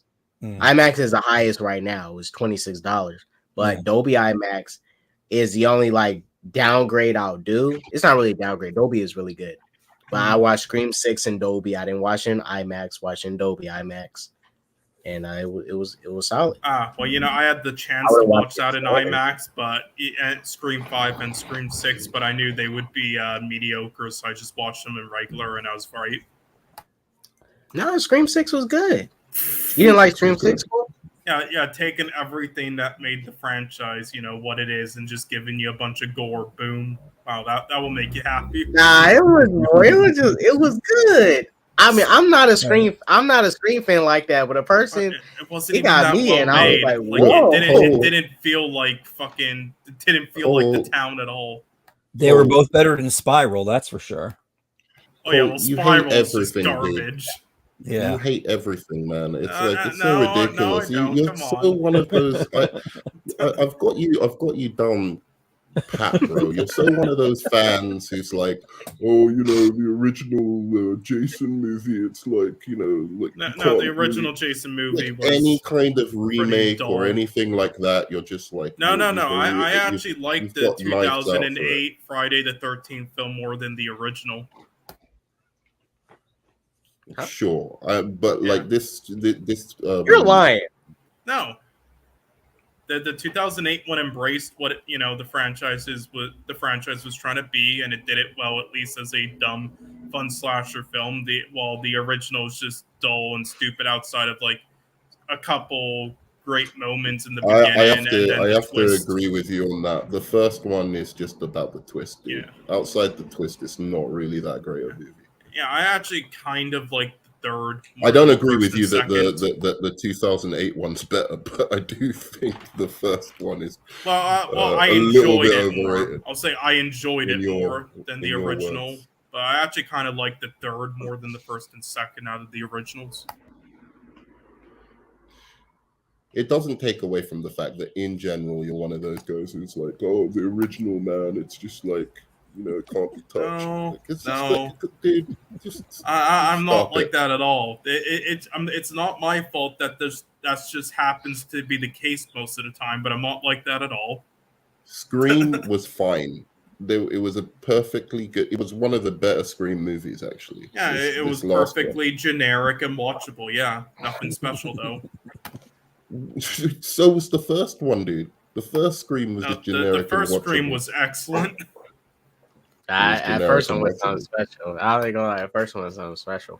I'm not saying, look, dude, I'm not saying that it didn't do different things in terms of like commenting on the tropes of horror movies while being in a horror movie. But in general, the story was basic, dude. Come on. No, but like, it's how they executed like it, and they got that tone perfectly. Well, in Scream fucking 5 and Scream 6, it's just all so generic. Like in Scream 5, it did not feel like the town at all. 3, really. Like, it's Scream like all 3 is... well, yeah, Scream 3 is a dumpster fire, but all the others, yeah. All the others are fine. I never rated the first Scream that highly anyway. I mean, it's not one of my favorite horror movies, like the first Scream. It's not scary. That's the first thing. Like, it's literally not scary at all.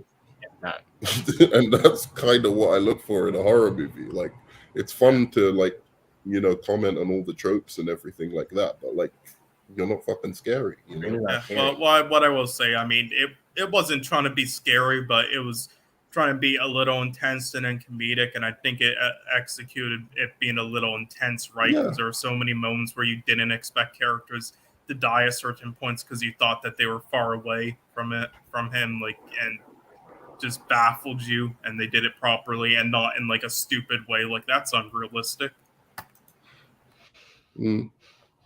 I actually like Scream 4, and then I think it's 5, right? Where it's internet trolls who are basically the Ghostface killer.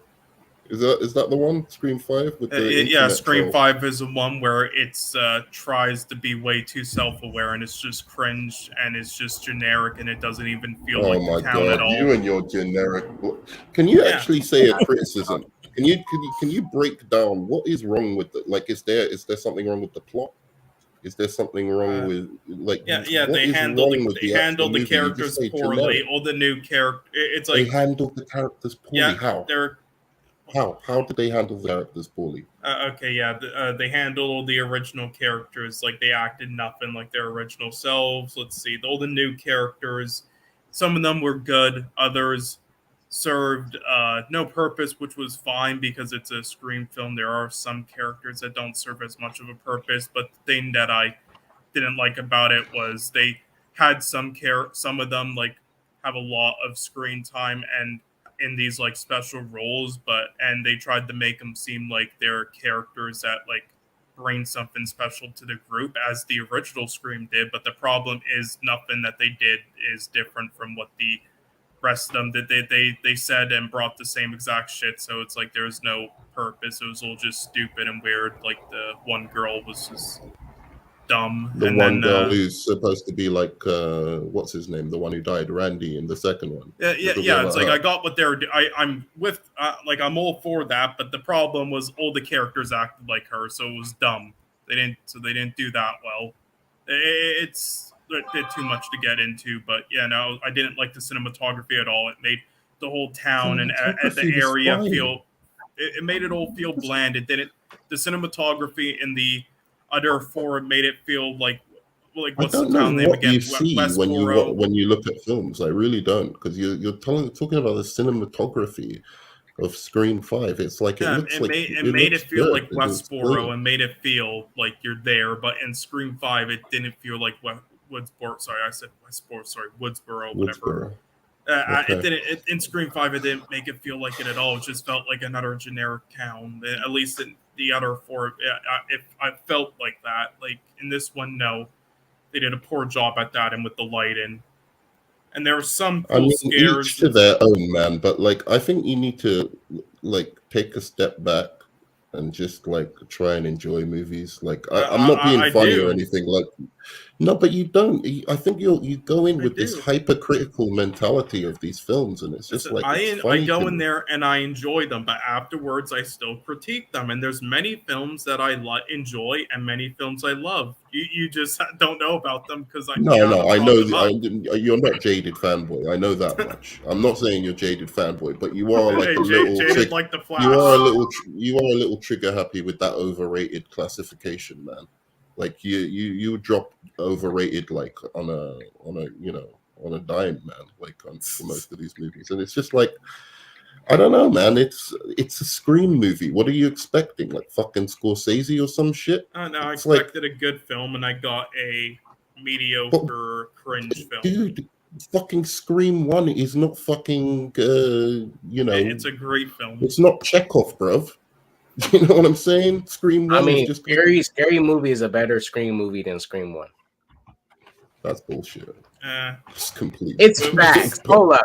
Scary Movie is way better than Scream. I'll be honest, with Scary Movie, now I rewatched it recently and I like it a bit more again now. Like there are more things I appreciate. I think it's all right now, but I still kind of think like a lot of Scary Movie, though the issue with it is, like, I saw it before I even saw the original Scream. I don't know why, but now that I saw Scream and then I revisit it in like 2008 or whatnot, it's way too similar. It's way too similar to Scream, to the point where like 1/3 of the jokes in it is literally just the same as the jokes in Scream. It's really Tony, weird. by the way, Tony, I like Gex as well. That was a really good movie, but I didn't really get Pearl. I started watching it and I was like, no. Yeah. Not. I mean, I'm not I vibing think with X this. and Pearl are solid for what they are. I think they're pretty good. But Mike, what did you think of the new Scream movies? Curious. Were they all right or what? Mike, are you there?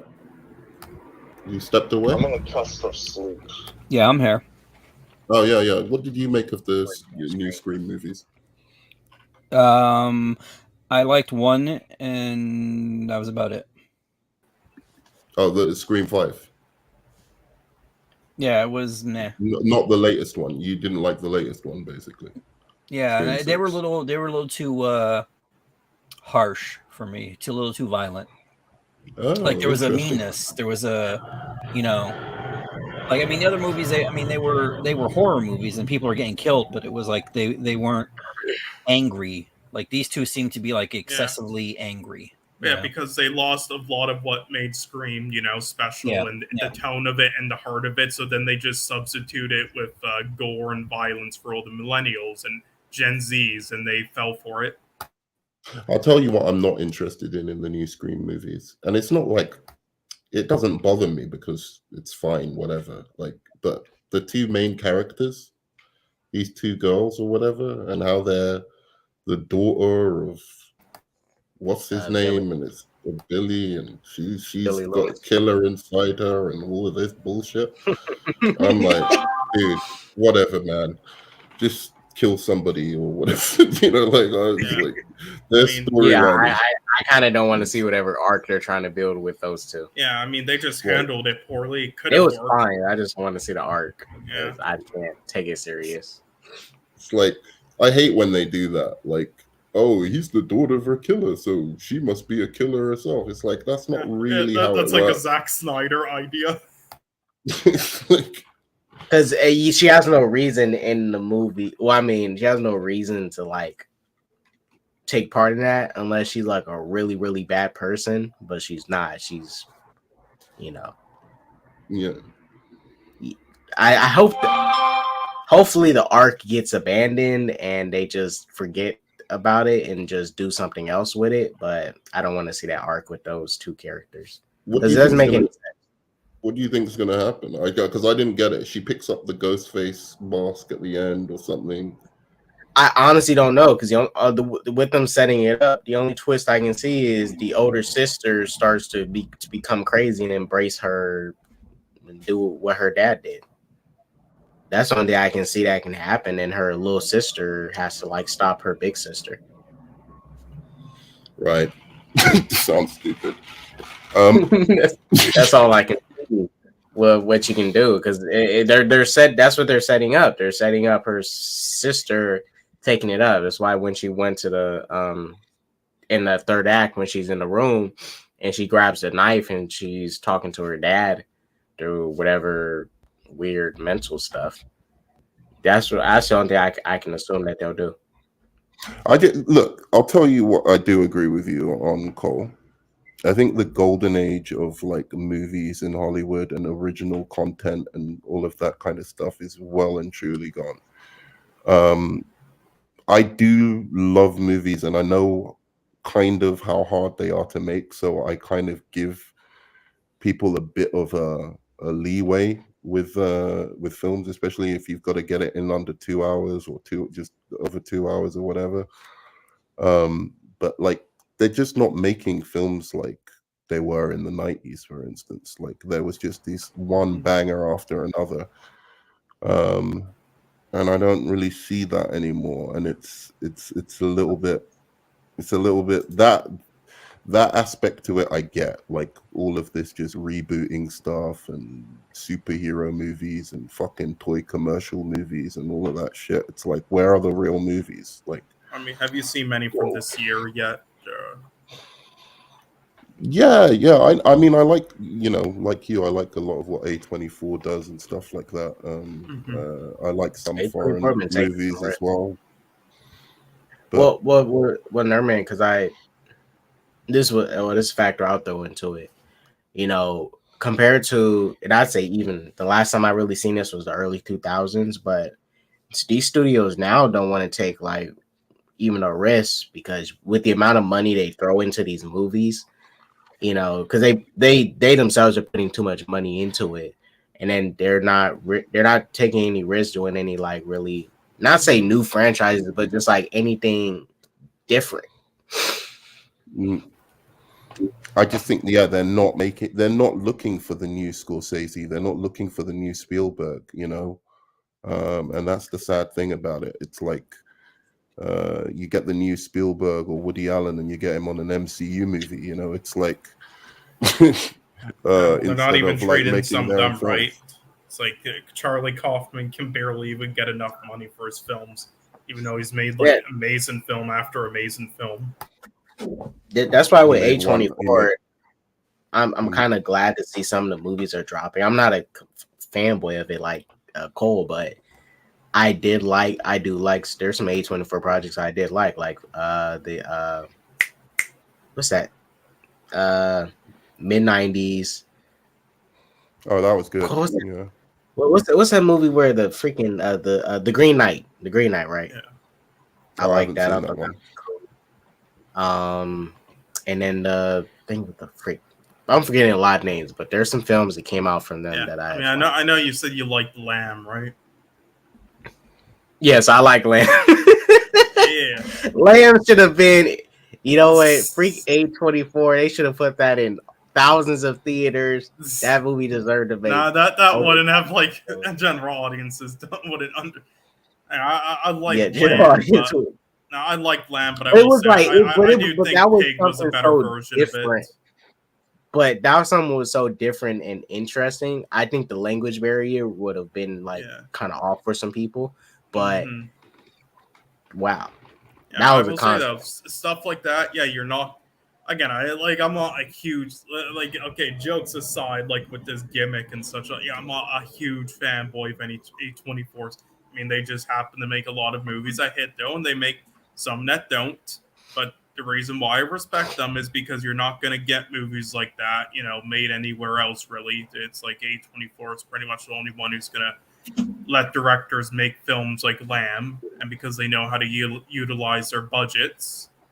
And there's no studios I like fanboy over, but there are studios that have like a track record, and A24 is one of them. Neon's another, and then I just go by those studios and just go on the wiki to see like what's releasing from them as like a good thing to see. I cannot believe they released this shit. It's good, but damn, I'm not gonna lie to you, when I saw this trailer, I'm like, why is a lamb walking around like a little boy? Yeah, and that was part of it though, and this is why I don't see trailers before. The trailers, all right, is why you don't watch trailers before the films majority of the time. I didn't, so I loved the film the whole way through. Well, not love, but I enjoyed the film the whole way through. All right, if I saw that trailer though, there's the entire first half of the film, 50% of it already spoiled, because 50% of the film is the build up to that, and then the trailers just show all of it. So yeah. All right, Mike and Pickle, I've got one more question for you because I haven't asked you this. So Pickle, if you're in the chat still, I'm asking you this: did you see Shazam: Fury of the Gods? Pickle skipped out on cinema. I didn't. You didn't? Why? No, not yet. I have it, but I just haven't watched it yet. Why? Time. That's so strange, dude. Like you're a comic book owner. That's like a golden age comic book character. You didn't go I know, but I haven't in cinema? I haven't necessarily felt like watching it. I've been watching Black Mirror too, which has piqued my curiosity a little bit more because that was good. So depressing and like nihilistic. Oh, I just watched the episode with the bees. The apparently there's like people put a hashtag on there, death to whatever, and these because I guess the bee population died, so they had to develop like AI bees that would like go continue doing the job that the bees used to do, continuing pollinating the flowers and stuff like that. And apparently all the hives they have their own like their hive mind and stuff like that. But when I seen that episode, I thought I saw all of the new episodes. This is like season 3, I think it was like you mean Black Mirror? Black Mirror, yeah.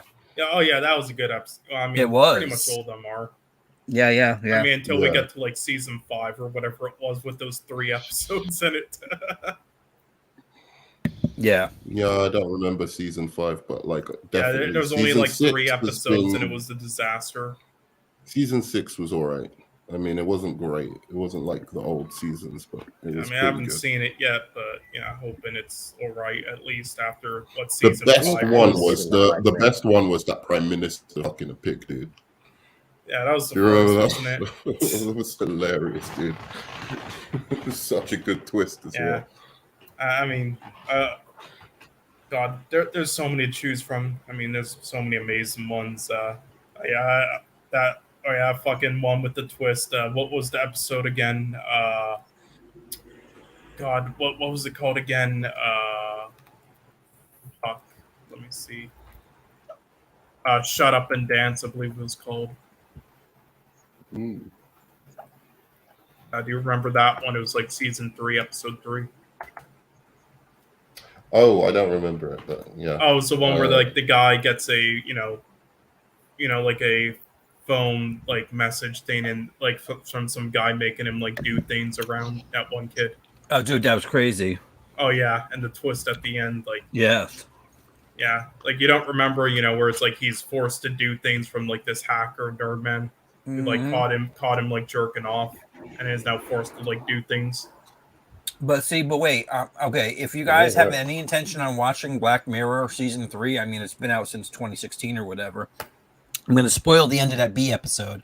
It turns out that it wasn't the hashtag, the death to, because basically the first person said something about some paraplegic chick that was in a wheelchair, and they're like, oh, they like she's walking down the street, and they're like, oh, you bitch, and call her names and all that stuff. So then they started doing the hashtag death to, and eventually.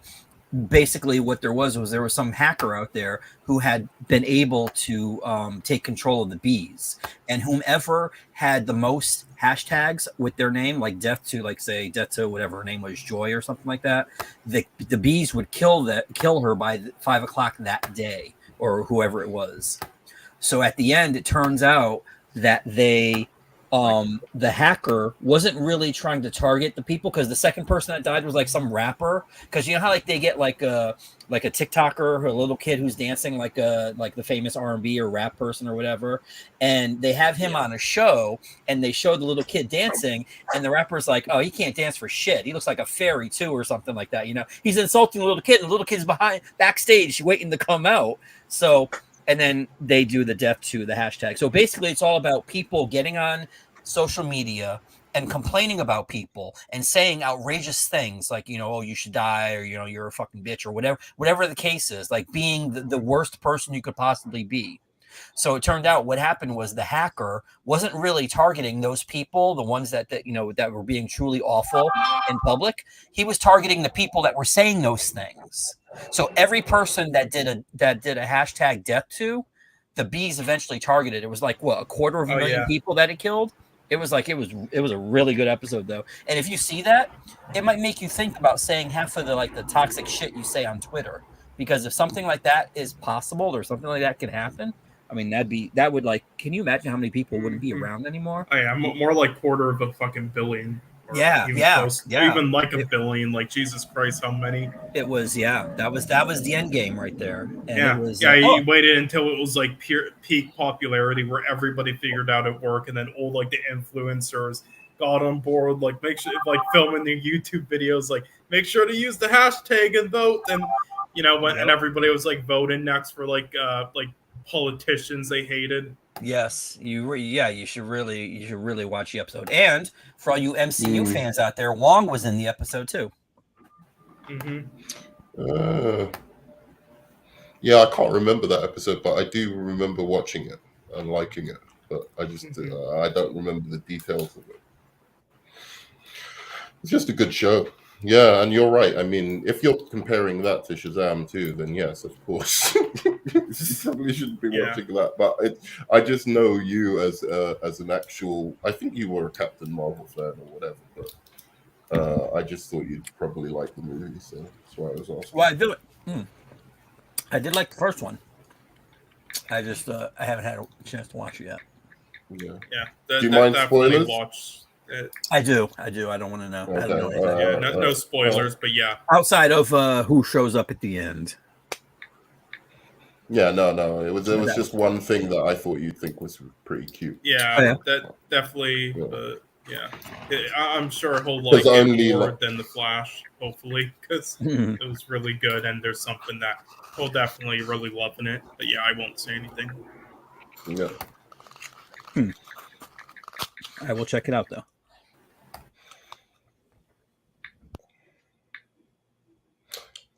Yeah. So I don't know. Anything else to say about the world of comics? I honestly think CPMs are done in the next 3 years. I really do. I'm not being. I think they're going to step back on the budgets at least.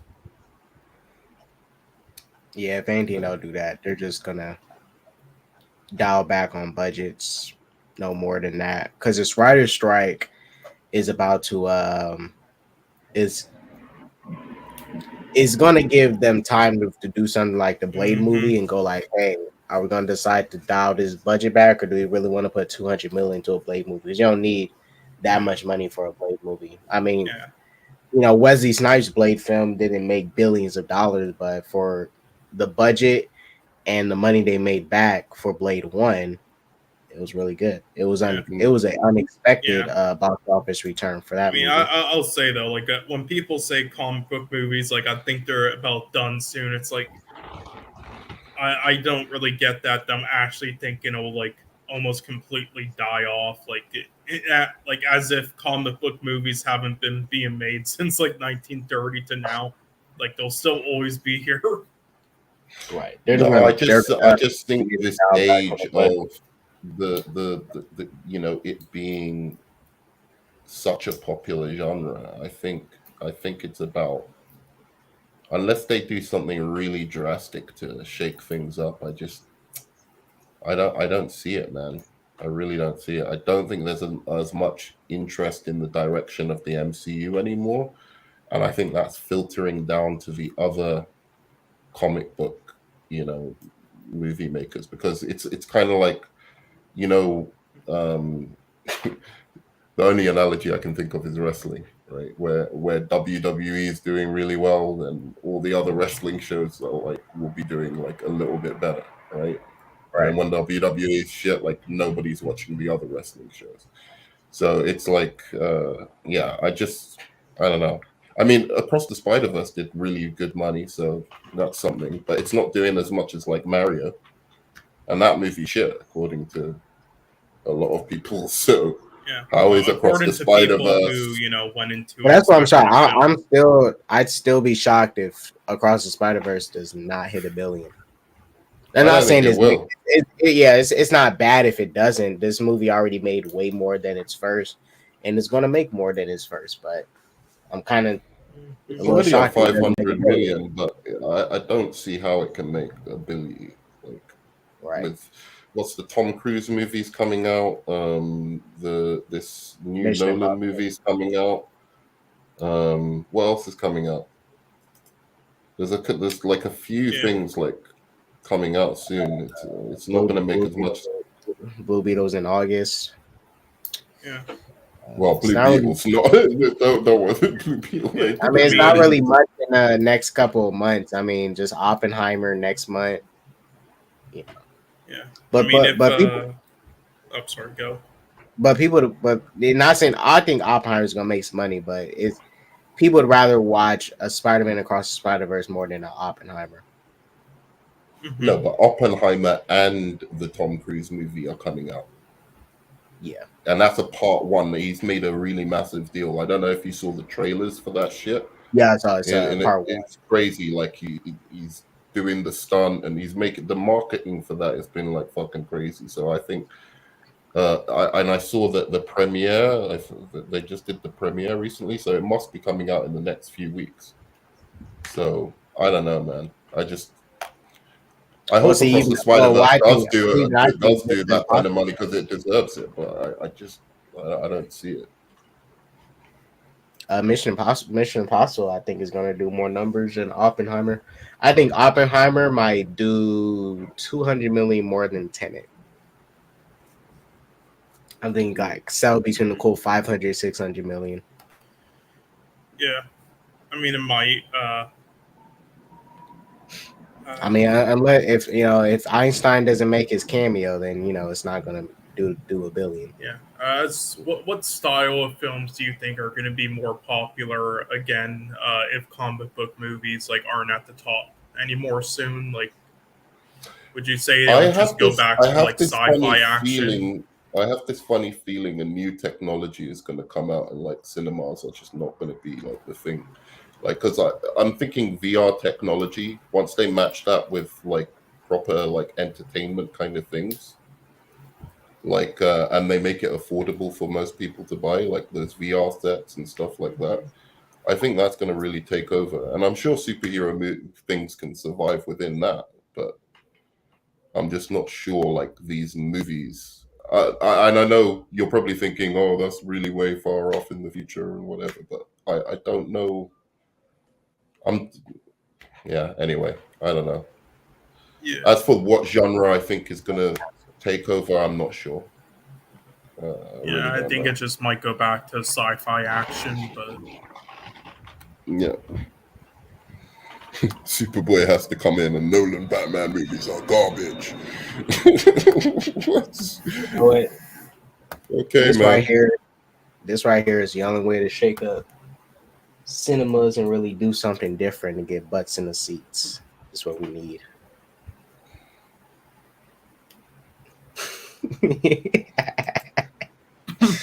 Need something like that. You want to shake up cinemas. $1 billion movie. Yeah, I wish you shot him in that video. Have you heard people saying that they should cast Grant Gustin as the new Flash in Gunn's universe? Yeah. No, he's. What are they talking about? He's not. It's not that he's too old. It's just he already had 11 years. It's time to move on. Have him if you do a multiverse crossover stuff again, definitely bring him back. It's another stupid fan casting thing. Again, this is all they do. Either A, they just go off of appearances, like fucking what was his name, John Krasinski, whatever, for fucking Fantastic. Or B, they just go off of another actor who's playing the same character at the current moment, who's just a little bit better. I don't even know why people. I don't even know why people suggest that, because that's not even the typical norm. It's rare that stuff happens. I think the only time I've really seen it was with the MCU. They brought the Netflix Daredevil from. Yeah, but that's different, bro. That Daredevil was too tight. He was too tight. Yeah. So you can't. That's not even comparative. Whoa! Don't act like Grant to go. He's a go-to Flash. You can't. But serious. still, even I compare wouldn't. him to like like the actor who plays Homelander or fucking Daredevil or the guy who plays Kingpin. Dude, that guy is fucking trash as an actor. He's up there. Wait, you're saying Grant is trash? He's a fucking what do you call it? These I like him better than Ezra. Actors. He's way better than Ezra. Yeah. I think Charlie Cox is a different scenario, by the way, because he started out in films. With Grant Gustin, it's like he's always going to be a TV actor. Right, exactly. This guy can fucking act. Like, don't they both can act. No. Wait, but you're comparing him. You're comparing him to Charlie Cox. We're comparing him to Ezra Miller, who plays the same character. Ezra Miller literally just played two characters in one movie seamlessly. I don't see where we're going with this. He was shit. And even if you think he's shit, even if you think he's shit as the Flash, even if let's say you think he's shit as the Flash, the guy has proven himself as an actor more than fucking Grant Gustin. Period. Throughout his career. It doesn't matter though. It doesn't matter if Grant Gustin has never really proven himself and he's just mediocrity. He's technically an improvement. So that's all people care about, even if he's not good either. He's technically an improvement. He's technically an improvement. Well, he is technically an improvement. He's an improvement from a garbage Days of to Our mediocrity. Life, man. He literally is like one of those Days of Our Life actors. I like it. Hey, don't disrespect Days of Our Life. That's a good show, man. That's a good show, Nerdman. For some reason, I always think of the movie when you say that. This is what I'm dealing with, Cole. Like, I'm talking to people in the real world. Right, he's good for a TV show. I understand him on a TV show. I'll even say he's good amongst those Days of Your Life style type actors. He's actually fairly good for one of those. But as a movie star, he's trash. He would be trash. He wouldn't be able to hold his own movie, and he is trash. And worse than Ezra Miller. I think he'd really be really great in dramas. Because he's a drama actor. Dramas because he cried once. Fuck off, bro. Yeah, no, drama. No, it's not that. He's a good drama actor. Put Grant Gustin in a drama, and he'll fucking it'll be like that. What's his name? Matthew fucking Highmore scene in that Good Doctor scene. Hey, y'all some grandheaders. Y'all need to watch that Flash season 1 and 3. Fuck off. Watch that Flash season 1 and 3, bro. Yeah. This is my fourth favorite fucking character, and I couldn't make it through the first few episodes, bro. I suffered and had to watch all seasons of it for a podcast, and I wanted to die. Hey, don't get me wrong. Look, I was against that CW Flash first 3 seasons for a while, but when I watched that season 1 and 3, I was like, damn. Dude, I'll tell you what. I love the way he gets celebrated when the girl who played Supergirl is a better actor than him. That's a fact. The girl who played Supergirl in that CW shit is a better actor than Grant Gustin. Yeah, her show sucked though. But she was better as Supergirl. Well, yeah, and Stargirl was a better show, way better show, better actress, right. But they're not better actress as well. Well, she was okay as Supergirl. I mean, because it depends which version of Supergirl y'all want, because usually the version they were adapting, she did well. I mean, they went with a very different type of version. Well, no. Yeah, it depends. I mean, for the version they had, she was had her acting a little bit too much like Clark, but it was all good. Sure, but that's what they told her to do, right? Like that's what they told her to do, and that's kind of played it. Like I'm not trying to hate on Grant Gustin. As I said, for a CW actor, he's fine. But as Barry Allen, he's even better. He's not even good casting. All right, let's keep it a buck. Neither Ezra Miller nor fucking Grant Gustin should have ever played fucking Barry Allen. Nah, just Ezra.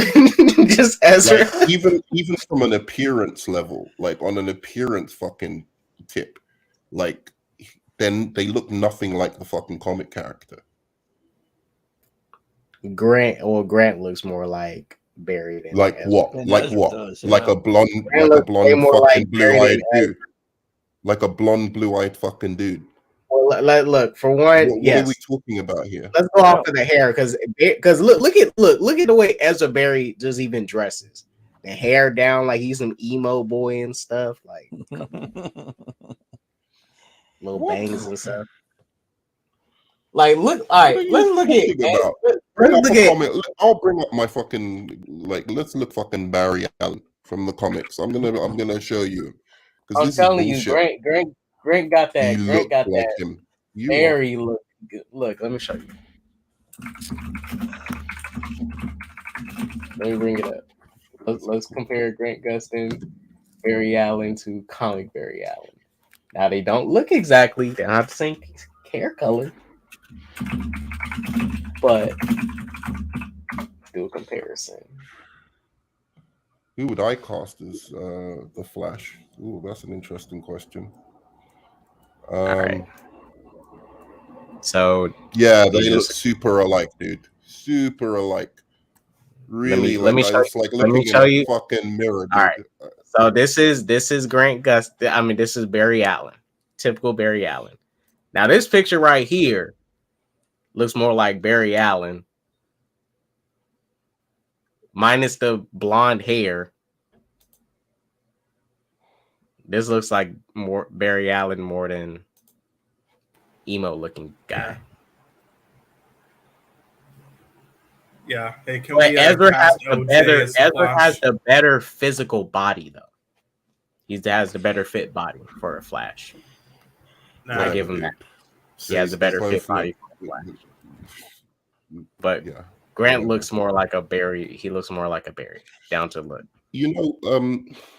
It's hard to cast the Flash, I think. But I'm thinking you'll know this movie. Do you know the movie is it Three Kings? Cole? I think it's an A24 movie. No, not Three Kings. Fuck. All right, I know what he's in. He's in Jurassic Park, the new Jurassic World movie.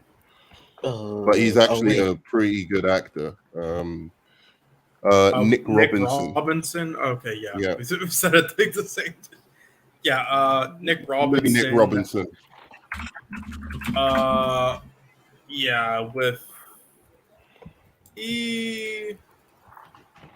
I haven't seen him in I'll tell you what, the movie that I thought and if you watch this movie, you'll see what I'm talking about because he's a much better actor than you think, and he's a good comedic actor. Yeah. But it was his first movie. It was called Why Live When You Can Rule. Oh no, it's called The Kings of Summer. Pardon me. It's called The Kings of Summer. Yeah, I see that. If you've seen that movie, then you'll see what I'm talking about. But yeah, other than that, I can't really think. He's not perfect casting either. It's just like off the top of my head. Yeah, well, Nick Robinson's one of those guys where I do think is possibly a good actor and better than it seems like, but he just hasn't really been in any noteworthy films to show it. It's just kind of again, watch that Kings of Summer. It's really funny as well. But I've seen it. It's it was solid. Well, actually, hold on. What did I rate it again? I wouldn't cast him as Barry Allen, but the guy on the end here, perfect Oliver Queen. I don't want any Arrow guy in our fucking movie universe, dude. Now you don't want to. You don't want to see. You don't want to see any trick arrows. No. Fuck the Arrow guys, man. I hate fucking Hawkeye. I hate Arrow. We need that Robin Hood of the DC universe. Just fucking cast OJ as the Flash. Come on. Dude, exactly. Cast OJ.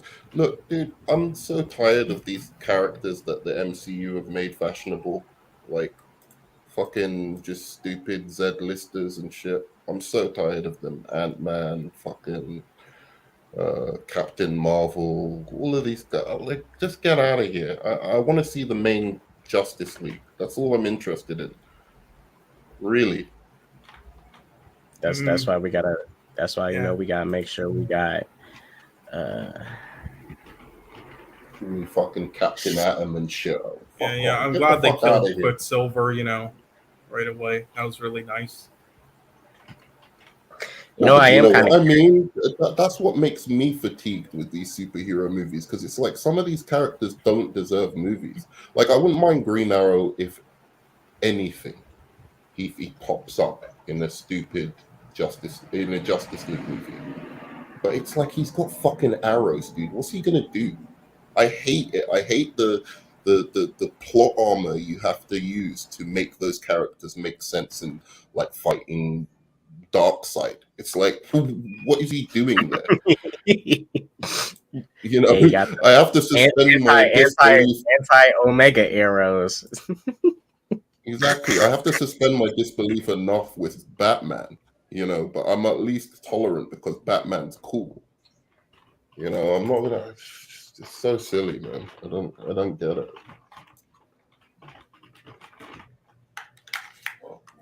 The Ezra only looks like while lying on his stomach with his legs swinging.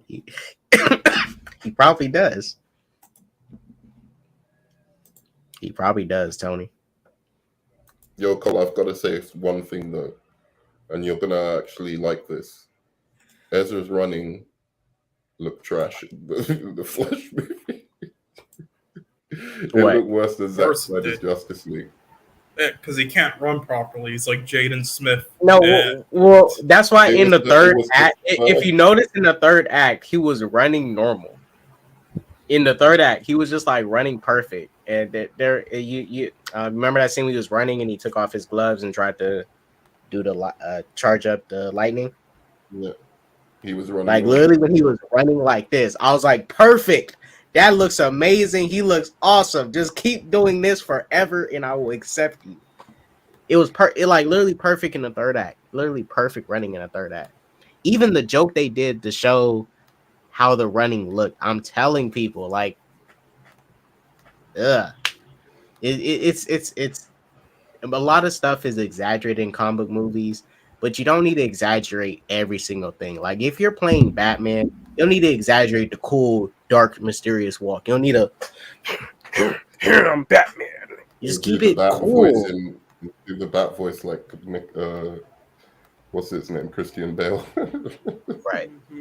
Well, I liked when Bale did it. It was kind of interesting, but I mean, you don't have to play up like all these aspects of the character too much. Or like when Chris Evans plays Captain America, he doesn't do like 3 backflips before he throws a shield and stuff. He keeps it, he does it with style, but he doesn't do all this extra stuff. I think Ezra and Zach, when they decided to create this whatever run he was doing, there's nothing wrong with doing something slightly different, but you don't gotta like add so much to the running to make it super different.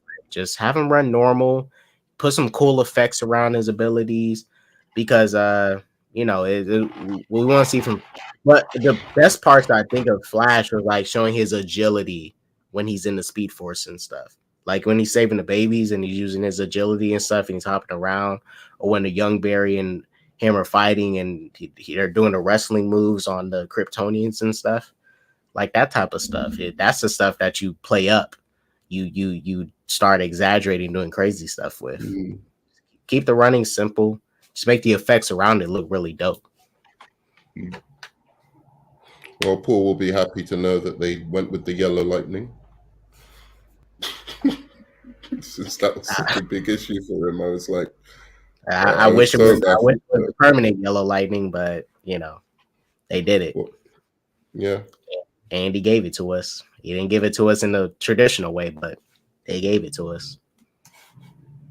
But that's what I liked about like the science aspect of his powers in this movie. I really like how Andy, they explained the writers was breaking down the science of it. Like I really liked it. Yeah.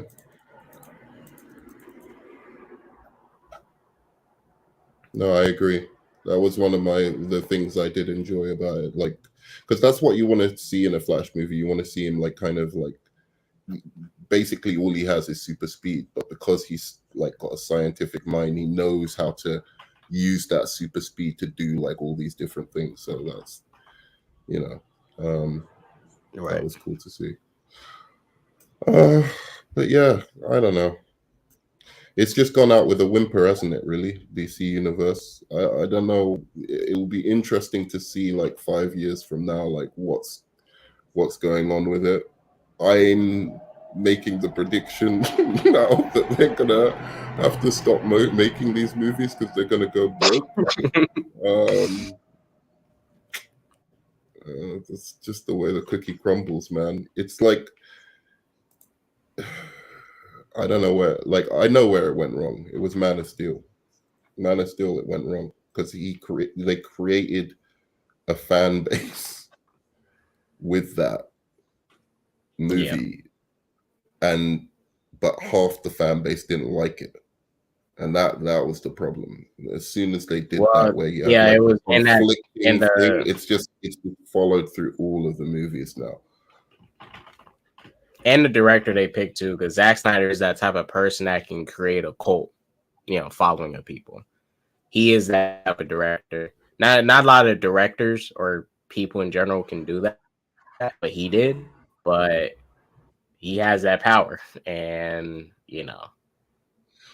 No, but I think it's sure. I mean, but you can't really predict that. I just think beyond that.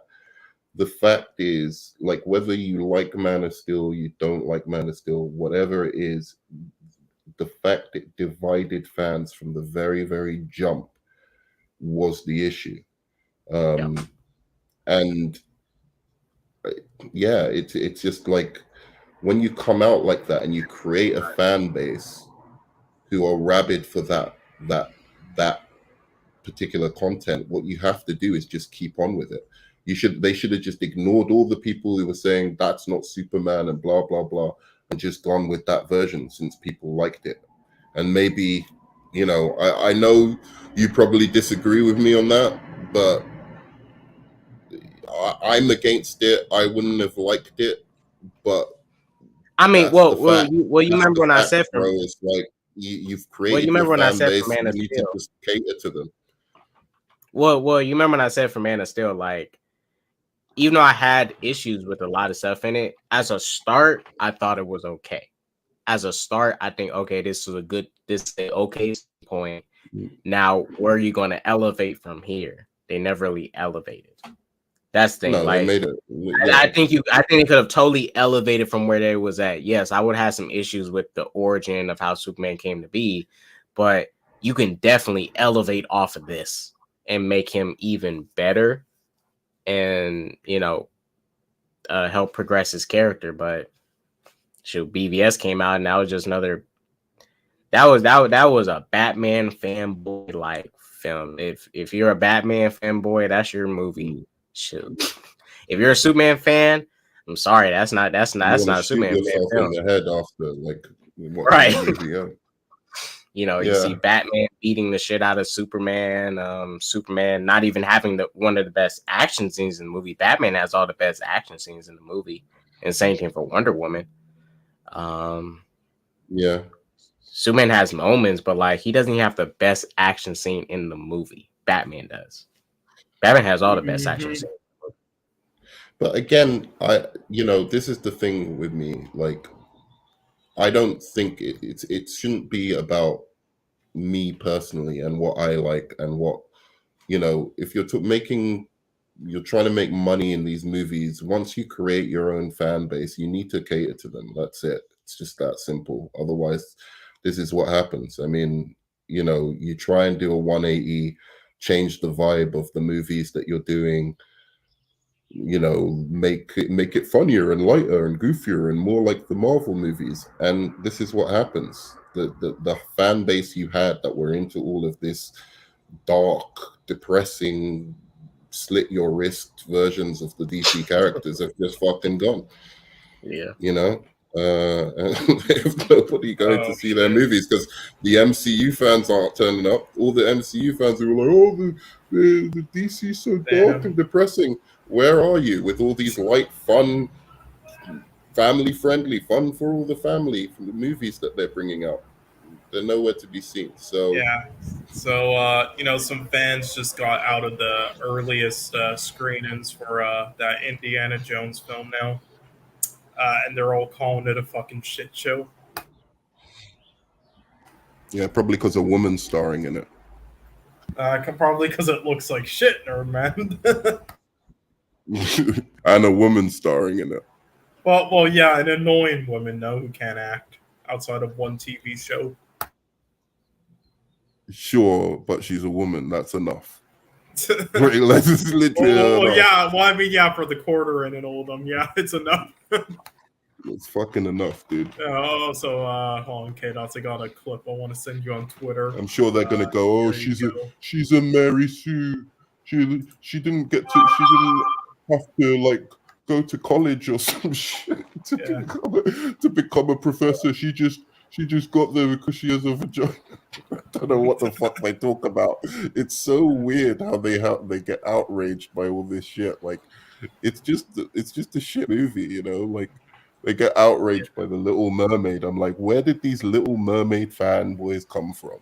Yeah. Where did you go? You trying to tell me this quartering guy with the fucking beard was like sitting there as a kid watching fucking Little Mermaid? Probably. Yeah, I mean, look, I was a Little Mermaid fan. He was no Little Mermaid fan. Yeah, I mean, I just don't understand why they're like they're just stupid remakes. So yeah, you can call them shit and laugh at them. But why are you like getting so angry and offended over it? Who cares that much? Just laugh at it. How much you want to bet, Cole? How much you want to bet, Cole? Like, the first criticisms you're going to see when you like click on any YouTube thing about Indiana Jones, any review, the first thing you're going to hear about is the fucking woman. Oh yeah, well of course because of she's terrible. Then she just yes, you know, like, here's the thing, Nerdman. It's not just because she's a woman; it's because of who she is exactly. It's because she's the woman who wrote a bunch of stuff like No Time to Die as well, and her writing was pretty shit and ruined them and added a lot of stuff they dislike. So that's gonna also add some more fuel to it, you know. Because No Time to Die get like good reviews. I didn't like it, but it got good reviews. No. It did, but it got like it overall. Worst James Bond name ever, by the way. Worst James Bond film name ever. No Time to Die. How lazy. But yeah. Yeah. Let me show. Oh yeah, no. I just wanted to sum up. This is literally. Also, you need to unmute it. But yeah, this is literally Ezra Miller's run in a nutshell. This clip here from a review by YMS with Jaden Smith. This literally sums up Ezra Miller's run in Zack Snyder's Justice League in Flash. Good introduction. Go. This is from after, guys. Let's go. Go on.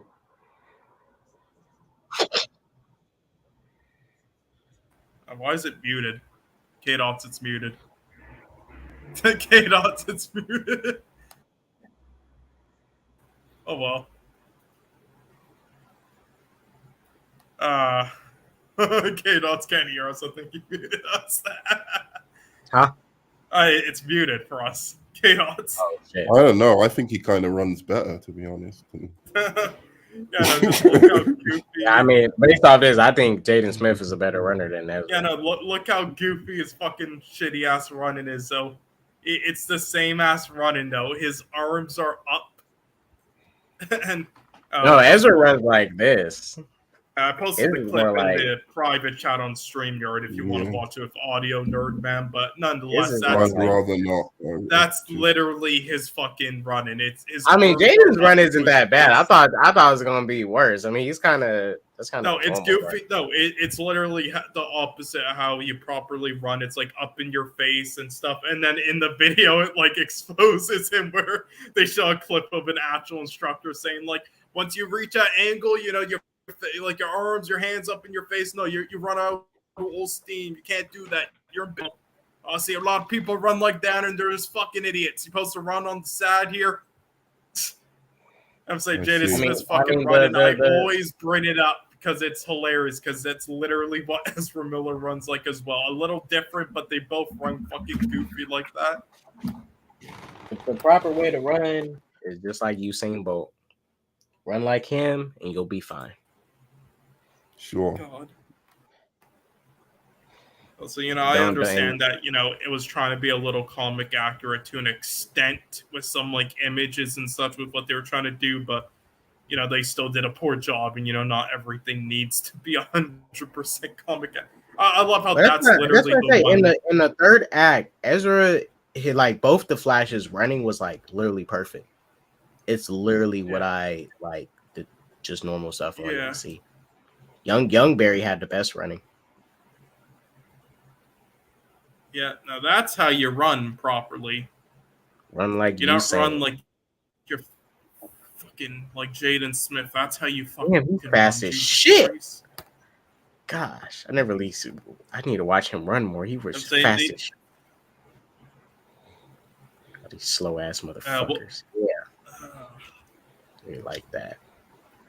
That's the years running from the cops. That's what That's how every black man trains. Gambit is the best X-Man. That's true. Mm-hmm. That's fact. Gambit is the best X-Man. And he just had sex. Gambit is the best X-Man.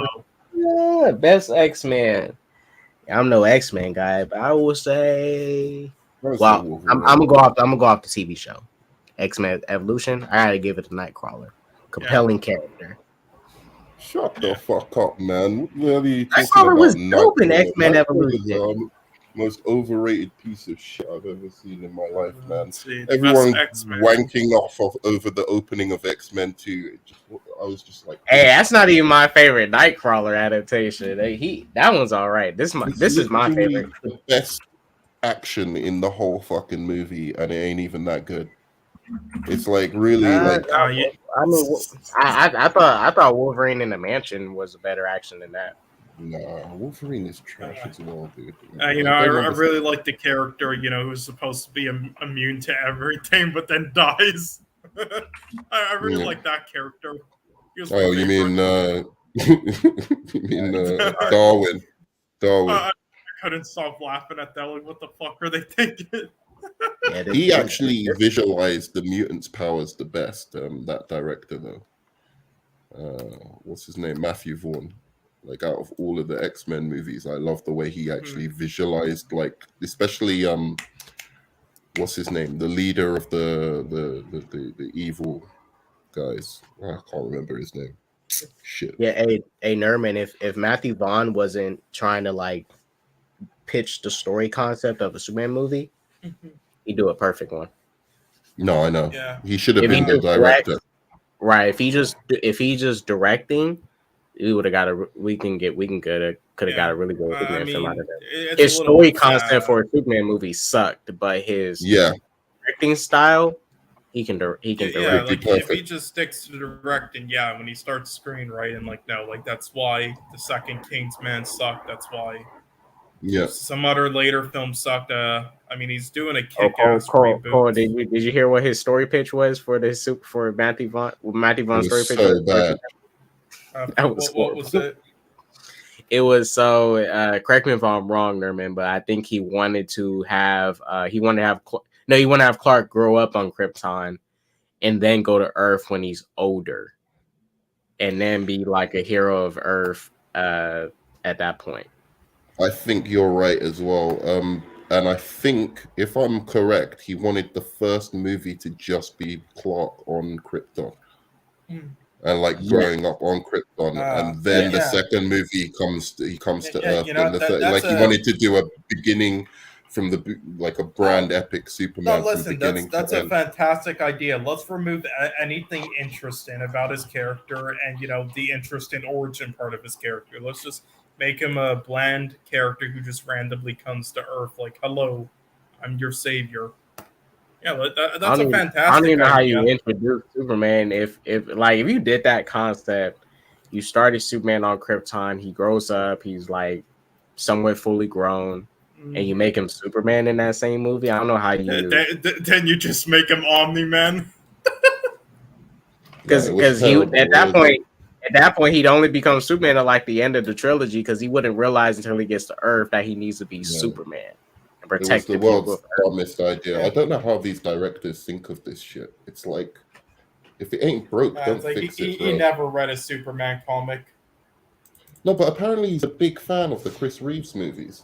Like he really wanted to do Superman. Like he literally. Okay, really well, no, to do it. I'm sure he is, but I'm sure he never read a comic either, or knows about the character outside of that. So he just saw, the good of the character there on the surface level, and then was just like, "Wow, now let's change it up a little bit, where he doesn't come to Earth yet, not understanding why that's important."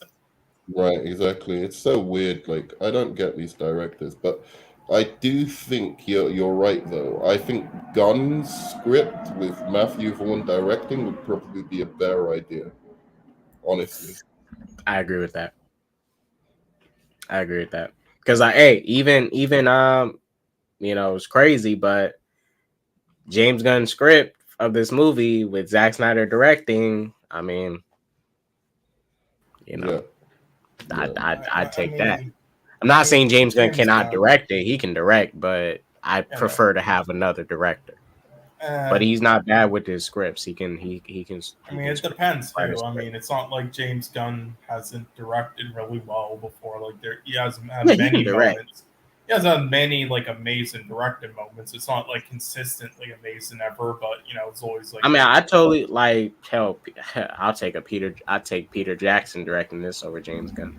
No, he should just stick to documentaries now. He's I think we've given him enough chances after Lord of the Rings to fuck up films. What did he do after Lord of the Rings? He did the King Kong one, which was solid but had a lot of issues, and then he did a bunch of shit like The Lovely Bones, the Hobbit trilogy, and utter crap. I thought he didn't do the Hobbit trilogy. I thought that was Guillermo. No, and they gave him full freedom to do whatever, and he fucked it up, and then he produced a lot of films that were bad, like Mortal Engines, and it just seems like he's cooked. I kind of miss him directing live action films. I wouldn't mind him getting another chance, but honestly, he's making a lot of documentaries he's been good with. He did the Beatles one, he did that World War I documentary. I believe you can see it there. He's a producer on it. Look at that one. They show he directed it, but also They Shall Not Grow Old. He directed that. It was an amazing documentary. Put color to World War I images and sort of told the narrative. The last good thing he directed, in my opinion, was The Hobbit and Unexpected. Well, Desolation of Smaug. I think that's the last good thing he really directed. Yeah. Desolation. The second's good. The others are just, let's not talk about them. The third Hobbit movie is the weakest, but I think the second one is the best one of the three. Yeah, honestly, I think I told Nerdman this before. I like Lord of the Rings, but I would prefer to watch the Hobbit movies more. You are fucking baked. It is. I'm not saying Lord of the Rings is bad. I am not saying it's bad. I like Lord of the Rings, but I prefer. Okay, I would prefer to watch the Desolation of Smaug over the first Lord of the Rings. Are you just gonna cry about the runtime and shit? Is that why? Nah, it's just I'm engaged with the characters a little bit more. Bilbo. Why? Bilbo. I do like the romance between the elf girl and the dwarf guy. It's God. Fucking hell. Oh, I was Dude, Lord of the Rings, that movie, I'm telling you, for me, I just skip to the third movie. I honestly do. And what? It's you don't like the second movie? You don't like Two Towers? I kind of. It's just such a third movie chore. It really is. All of them are such a chore. It's not that what I'm seeing I'm not kind of enjoying, but I'm just not, with the I love all of them. I watch it every Christmas. Yeah, that's a fucking boring Christmas, bro. First movie. Your food better be good. First movie definitely for sure is the slowest. But I'm not gonna lie, Lord of the Rings 2 and 3, they pick up that pacing, and mind you, they are getting more into the war anyways. And I was reading the book recently, and it's fucking banging, bro. The book's actually fucking good. I was just like, what is going on with this film, dude? Why is it like so like it seems slow The and books and like, the films are just as amazing. They're perfect. I don't know about that. I'd say the second, I wouldn't watch the extended cut with like the second film or even the first film. That's the other thing. You can't find anything except the extended cuts these days. They're like fucking 4 hours long. Yeah, you can if you want, but I would recommend just skipping the extended. The first you can if you want, but for the most part, definitely skip the second, and I'd probably skip the first. The only one that I'd recommend for the extended cuts is the third. The first and second. Hey, because that extended cut of I think it's Two Towers. It hours, was just 13 minutes. All the extended scenes in the second film were just pointless. Like the other two had a point, especially the third. I feel like the same about Dune as I do about those movies. It's like I know I should like this movie because artistically and from a directing standpoint, it's incredible. Like what he's done, like the scope of these movies is just fantastic. The visual element of the movie is fantastic. But I'm just like, what's happening, dude? Like, it's happening for so long. You know, like the dude is just walking for a long time. I feel tired. Like I'm just like, dude, don't you want to take a rest? Get a cab or something, man. This fucking shit. You're walking along these mountains and stuff. Like, dude. Let's see with Dune. Hopefully, I don't think I'm gonna like 2, but that first movie really bored the heck out of me. I that's the first film where I fell asleep probably 5 times. Trying to in one sitting. I fell asleep 5 times in one sitting trying to watch that movie, and it was always the whole thing, bro. I didn't even sleep. But go on, sorry. Finish your point. It took me until like the next day to finally finish that movie because it came out on stream and I tried to watch it. I couldn't. I was excited for it. I was like, man, this Dune movie is gonna be good, man. Yeah, Villeneuve. I thought Villeneuve is an amazing director. I just like his old. I just wish he did crime movies. It's the same with Quentin Tarantino in a way, but except all of Quentin Tarantino's movies are fun to watch. But like, I just think, dude, you're just going out of your zone, man. Like, just stick with the crime shit. Well, I mean, with Dune, for me, I actually think it should have been longer. I feel like there just was not enough backstory and like build up at all with like the characters and the houses. Like we learned pretty much nothing. Did you give a fuck about anybody, any character in it? Yeah, like, I swear, I felt like I was watching like a documentary on like a different country or something. Just like, except those are usually more interesting. But like, it was just like, it wasn't a story. I didn't feel like I was watching a story. I felt like I was just watching more build up. It needed like that dinner scene where they have like all the backstories and stuff. We needed more on like what's his name, Josh Brolin's character, all the other characters. It's like we didn't get enough of any of that. And God, they sped so fast through like the one. I forgot what they're called. The fucking what are the people who like flanked and attacked them? What do they call them? I don't know. Whatever. They sped through that so fast, like showing the scene of them preparing and then do. Oh my god! It's like they were like trying to speed run it, and with that editing. And that kid, what's his name? This new one. Come on, do not say he was bad in it. He's a fucking charisma vacuum, dude. Literally, what do you mean fuck off? He's one of the most overrated actors. This guy, they're talking about this kid getting Oscars and all of this kind of stuff. This kid is one of the most overrated actors I've ever seen in my life. He has a bunch of fangirls, all right, for reasons, but outside of that, no, he's not overrated, and he's a great actor. All right, we're seeing Wonka. He's supposed to be playing Willy Wonka. I've seen him in fucking Woody Allen movie. I've seen him in this. I've seen him in a Wes Anderson movie. I just he's see been in like nothing. 100 films already, and he's worked with like every legendary director imaginable, and has been in Dude, loads of fantastic films, and he he's is had the many great epitome. performances. He is the epitome of white privilege, bro. That Jesus fuck. No, there's no reason that guy should be a movie star. Listen, it's because the guy represents exactly what they're looking for today.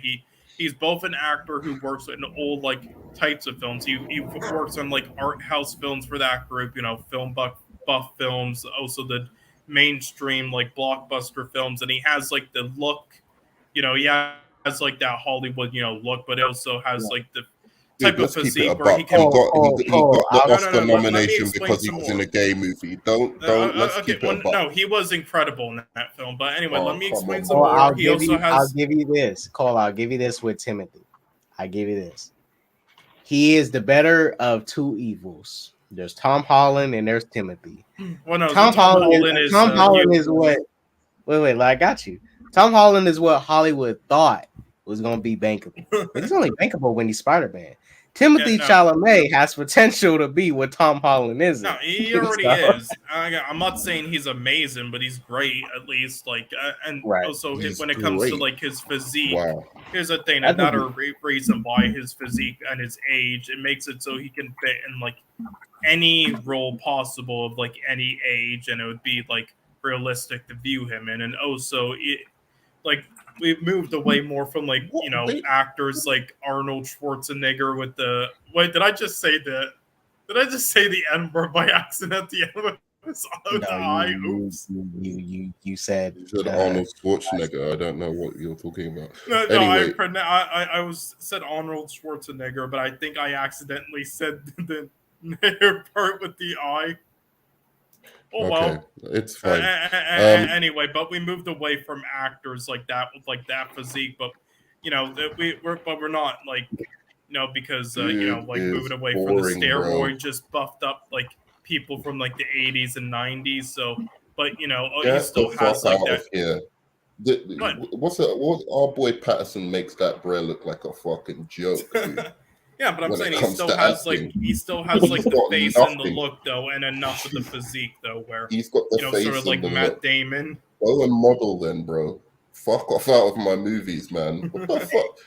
Timothy Chalamet could be Robert Pattinson's Robin in the Batman part. This guy, you expect me to take this guy seriously as Willy Wonka? Come on, bro. Well, yeah, I'm not saying he's amazing, but okay, he's like 24. What do you expect him to look like? But anyway, I'm not saying he's amazing, but yes, he's good, and he's been in many great films with old legendary.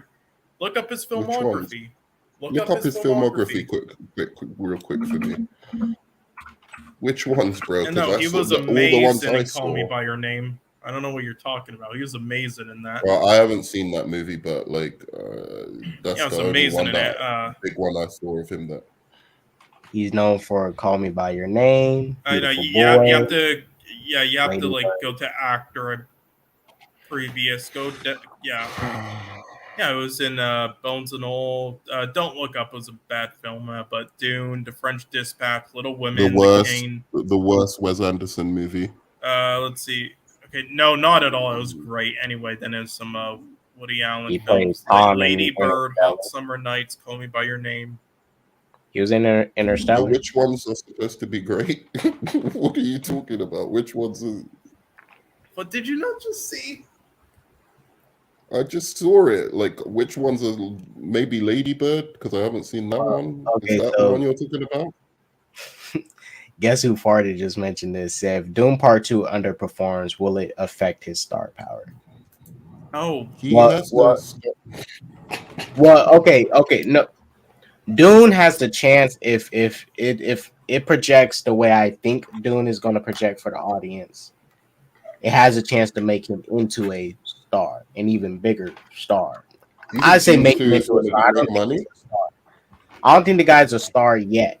But if Dune turns into one of those like franchises that really stick with people, then it can make him a star. Okay, he's already a star. I'm not saying he's an amazing actor, but yes, he's already a star. All right. But do you think Dune 2 is really going to make that much money? Because I don't. Yes. Like I really Saying, don't. and Well, he's it's saying not in during like the- only 5 years now he's done this. Well, it's out the pandemic. It's not say this is a new franchise. This is technically a remake of a previous Dune, but Well, they didn't really get I the think chance to fully do it, so it's kind of new. yeah, it's something different. You know, it's something that maybe the younger audience might even gravitate to and pull it to. Because And I'm just saying, I ain't gonna lie, did when that this Doom whole- movie came out, all these random Doom fanboys like, man, this Yeah. Doom movie is so sophisticated. Yeah, okay, yeah, they Blah, blah, blah. overhype it. They just are like jerking off to the visuals and that's it. But anyway, Because I'm alone on the hill of people who don't like Dune. I think only people I know is me, Nerdman, Ray. I Not a lot of respect it. I respect it, like for what it was attempting to do, and I do think I know visually, Jaden it was didn't like visually, it. it was visually masterful. But I'm just like the story is just it's boring. yeah, I don't get it. I really don't. Maybe I'm missing something, but I just don't get this story at all. Like why I'm watching it. What relevance does it have? What's it? Right. So you're fighting over this salt or something, and Fighting for spices and shit. What the fuck? But visually, it was amazing, and I don't know what was so exciting about the worm thing. Like everyone was like, "Yeah, this worm." oh, they was overhyping the worms in the first movie. The worms didn't do nothing. Yeah, like, and then Maybe they ride the worm at the end, and you're like, maybe that's the movie I should have watched now. You know, like him riding the big worm seems kind of cool. Would have rather seen that during this whole 2.5 hours. How long was that movie as well? It was like 2 hours and 40 minutes or some shit. Movie was long. Anyway, Yeah, it needed 40 more minutes. All right. it didn't need any more minutes, man. Yes, it needed more minutes for build up with the characters like Josh Brolin and getting into before instead of like speeding into fucking battle and then learning more about the world maybe. And to have more of like an ending, like that was another thing. Like it the way it ended was just felt off. Like every Lord of the Rings film, it was a fulfilling end, even though it was each just like a part to it. But that it's like, oh, I get what they were trying to do with the ending, but I bet you like Blade Runner as well, didn't you? You like Blade Runner 2029 or whatever. 2029, that's what you call it.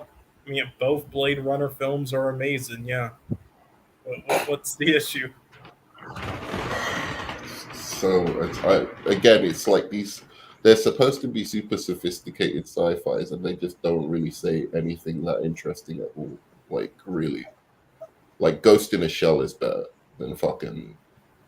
No, the story is the weakest part of the newest Blade Runner, but I would say it was also the weakest part of the original. Live action Ghost in the Shell. Hmm? The live action one. No. You better. Oh, the anime. Okay. There's only one. There's only one. All right. We don't talk. No, but like he doesn't watch anime like that, so I was like, oh, is he talking about the? No, I watched the old like mangas and shit. Not the new ones. Oh, so you watched Akira then, right? Yeah, stuff like that. But I'm just saying, like, I don't know. It's like, I think sometimes people think because something is slow and, I don't know, like, kind of weirdly aesthetic, that it's somehow intellectual. And I don't think that's always true. And I feel like Blade Runner and, like, specifically his Blade Runner, especially, and, you know, Dune are like this. It's all aesthetics. It's nothing deep there. Like you want to watch a deep like sci-fi movie. I mean, truth be told, fucking this Arnold Schwarzenegger one on Mars, what was it called? Total Recall. That's got more philosophical concepts than Dune.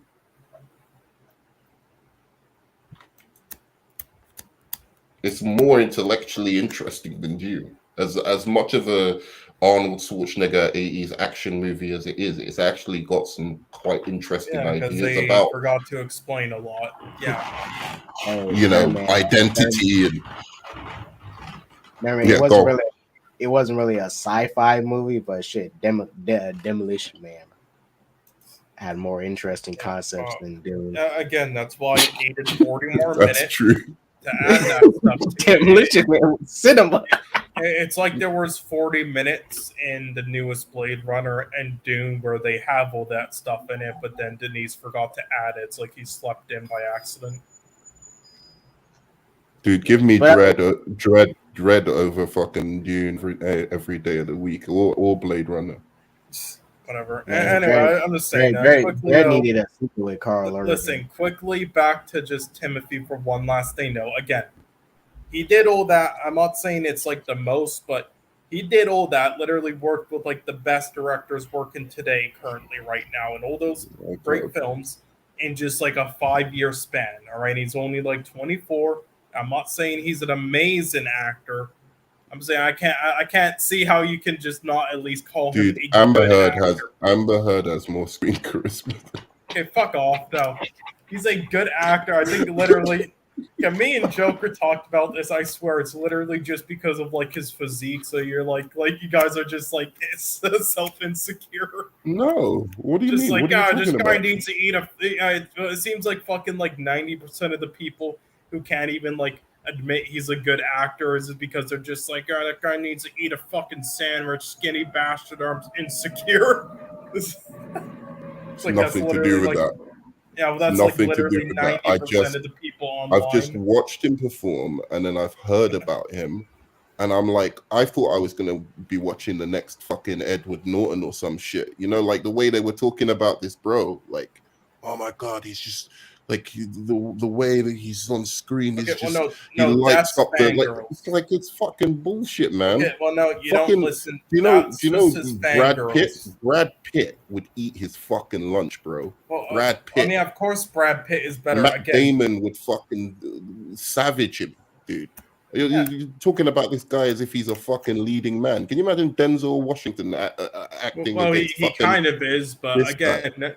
Come on, bro. Again, you were just listening to like his crazy fucking fangirls when you like heard all that Nerdman. Like, again, nobody's saying he's amazing yet, but no, the thing he is a very good. Talking about him. Yeah, well, the thing is he's a very good actor though, and he's a consistently good actor in everything, and he's an actor that. So how come I've watched 5 movies of his deep? I'm 5 movies deep into this brother's career, and I ain't seen nothing.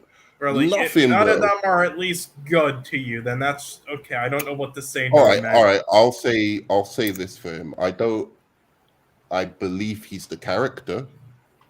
I mean, in some sense, that's good. And I'm saying he's an actor who can put into like any role, and he fits. But he doesn't disappear into the role. I'm always pretty much aware. Like, do you know what I mean? Like, there's certain actors where like maybe at first you're seeing the actor, like, but like after a while you kind of like.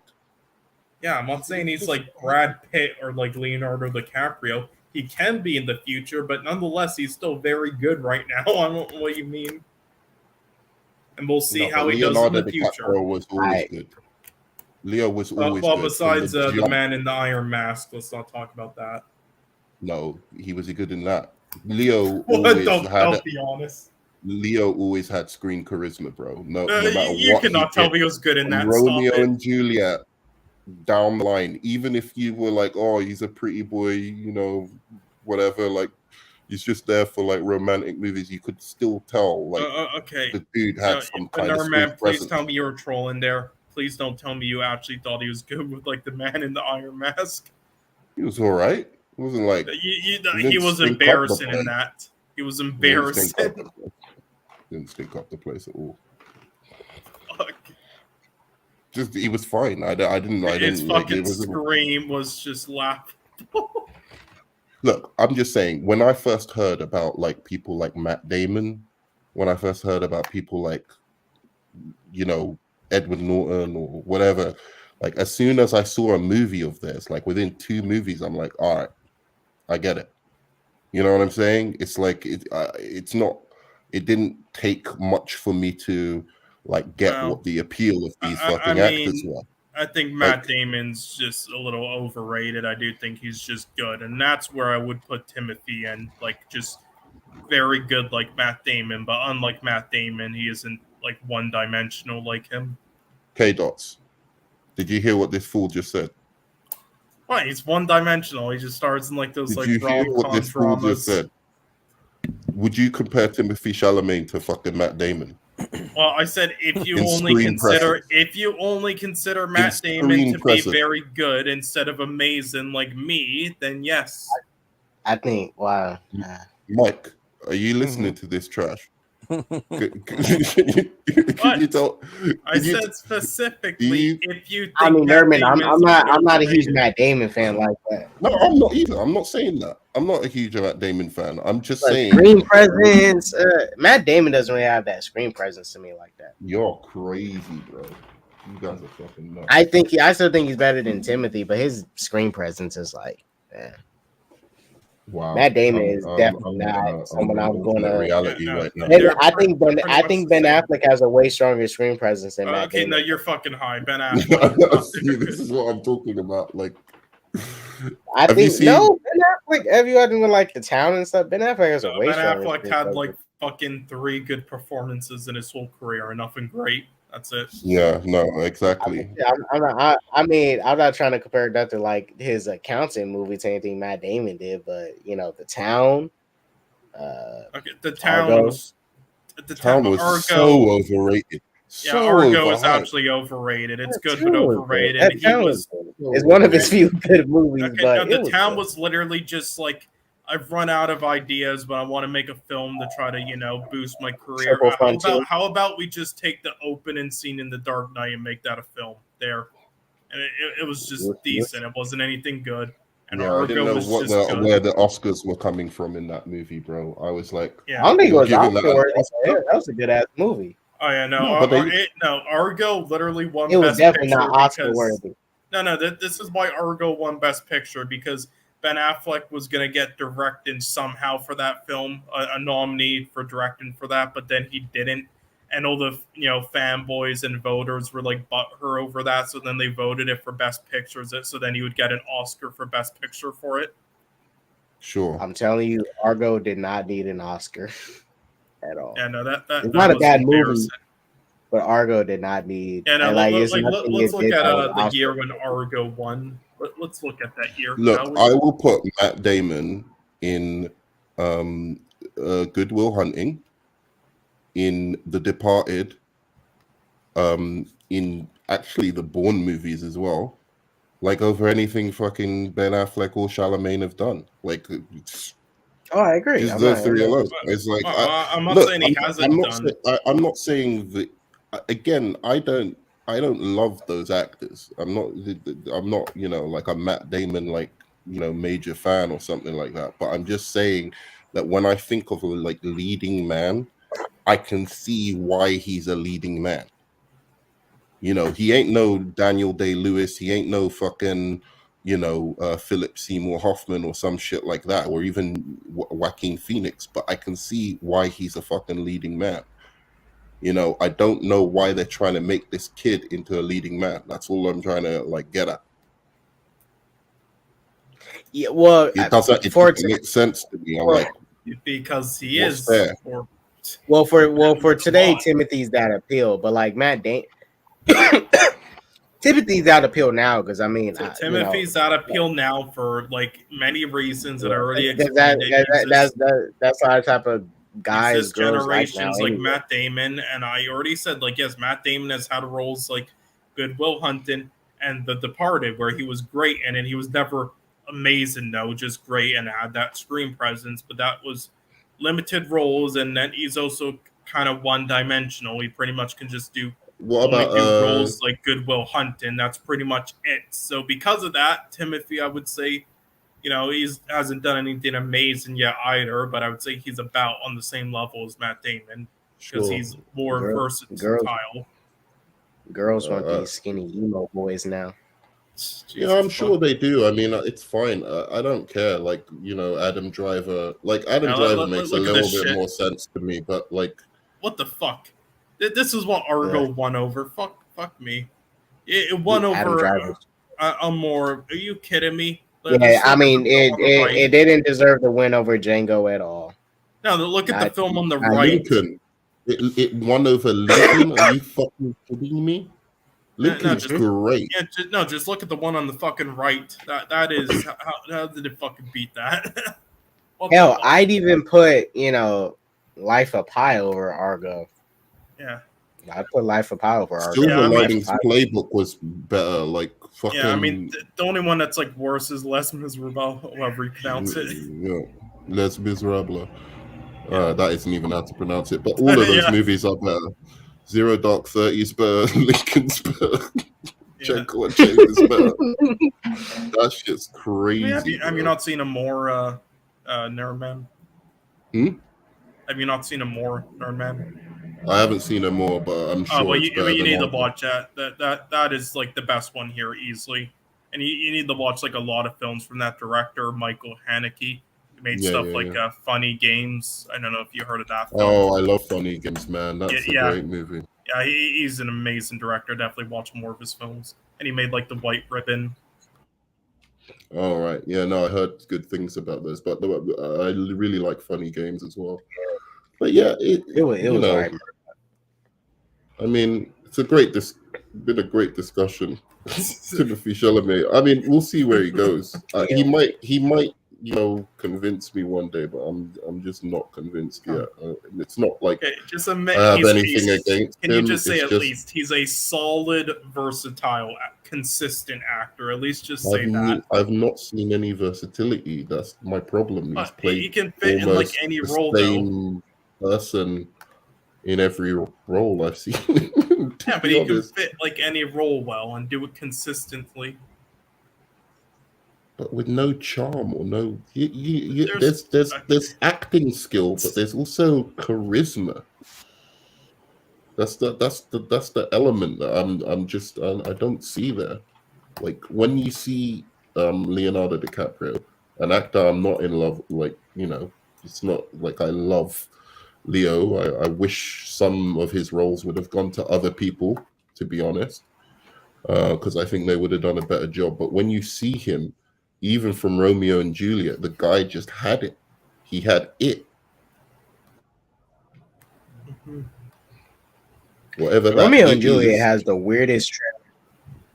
Romeo and Juliet was the weirdest trailer ever. Okay, wow. That trailer is. Well, I mean, that director is just. That director is fucking shit. Let's not talk about him. That's Lerman. Yeah. He's only made two good movies, right? Moulin Rouge is good. Romeo Juliet is solid. The rest, let's not talk about. Is fucking mess. They're kind of enjoyable. I'll say that they're enjoyable to watch, but as actual films, they're a fucking mess, and that's included Elvis, just a complete clusterfuck. No, I didn't really like that Elvis movie, I have to say. But I did like the other. What was the other Leo DiCaprio movie he did? The Great Gatsby. I thought that was quite good. Yeah, but again, like enjoyable to watch at first, and has production to it, but it's just a fucking clusterfuck and a mess. And it's like he always does. I don't understand. It's like he does period pieces of stuff like that and like Elvis, but then like does modern day things that just like doesn't fit, and it's just so off. I liked his Romeo and Juliet. That's one of his like his two good ones. He's that and Moulin Rouge are like his good ones. That's it. And Australia's fucking shit. That's his worst. I actually done 3. I don't mind Strictly Ballroom. That's good. That was like his first. Hey, if you guys haven't seen this movie here, recommend check it out. It's called Alpha Dog. Alpha Dog. I think I heard of that. I haven't seen it actually. Just let you know it has Justin Timberlake in it, but that doesn't mean it's bad. Justin Timberlake was good in that no internet. No. Sorry, Facebook movie. No, you don't think so? No, he was good in that. You're talking about people that shouldn't be somewhere. Yeah, he's one of them. You just don't like his music. Come on, just tell the truth. You don't like his music. Well, there's that too. Yeah, dude. First of all, don't even get me started. Justin makes great music, Mike. Okay. No. Dude, he fucked Janet Jackson over big time, man. He let her hold all that drama that was happening around the Super Bowl. He let her. I mean, take he it did. all. He was fucked up for that. He should have took his L too. Mm-hmm. He's the one who pulled it off, but shit. What did he do? He oh, oh, you never seen it? Look, let me show you. the fuck. Let me show him. You have to see it. Okay, so Alpha Dog was in my watch list. I heard good things about it, but I didn't watch it yet because it's the same director who did The Notebook. The Notebook's not that bad. Come on. Notebook's not that bad. Roger Deakins did good cinematography for it, I'll say that. But So at the 2004 Super Bowl they performed at, him and Janet did a stunt, and he pulled off. Can you see it, Nerdman? Yeah, I can see it, but it's kind of playing it. It's kind of like breaking up a little bit. Don't worry, it won't mind. You'll see it. Jesus fucking Christ. Let me just skip to the part.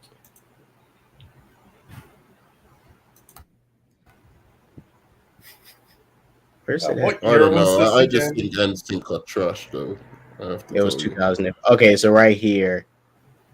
So he pulled off her her little bra thingy.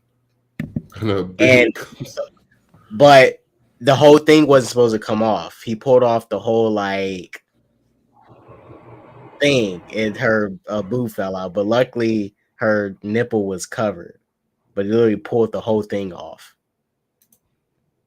And then why he didn't take the blame for it? What happened? He just let her hang out there. Yeah, she's the one that put her titty out there. Yeah, everybody got on Janet and kind of like left out Justin, even though he was the one who literally put her in that position. Mm-hmm. And she got all the blame for it. Some people still get on her about it and blame her for that when that's not even her fault. It was obviously her fault. She controlled. She was like mind reading him and told him to do it. You know. Yeah. Like fucking. But yeah, fuck him and fuck his acting. I mean, he was good in some things, but and then Janet trash and other head? shit. I Of course you are. You're a Janet Jackson head because of that booty. That's why. Nah, see, after I got like the first Control was okay, but when her Brits turned her out in during the Janet album, like every album she did, she had a song about her coochie, and I'm like, dude, you got to stop singing about it because we know you got it, but you don't have to keep singing a song about it. It just got tired after a while. So after that, I just fell off. But yeah, actually, I really hate that. Like, there's these singers like Mariah Carey who start off all innocent and stuff, and then for some reason on the next album they're just like completely sexed up, and you're just that is a common thing in R&B. That happened with Toni Braxton. That happened with Shantae Moore. Like it's a thing. Yeah, it is. It's an actual thing, Nerdman. They start out all innocent and whatnot, and then like by the second or third album, like every album they start wearing less and less. And right, exactly. And I'm just like, that's not why we liked you in the first place. Like, we liked you because I think they intentionally probably said, because it happens a lot and it's way too common now. Because to be fair, I think they just set it up. Brandy didn't play that game, and look where she is now. But see, because I think at this point, I think majority of them, especially these child stars, and the way they get pushed into it, obviously they're children. We expect them to do something innocent.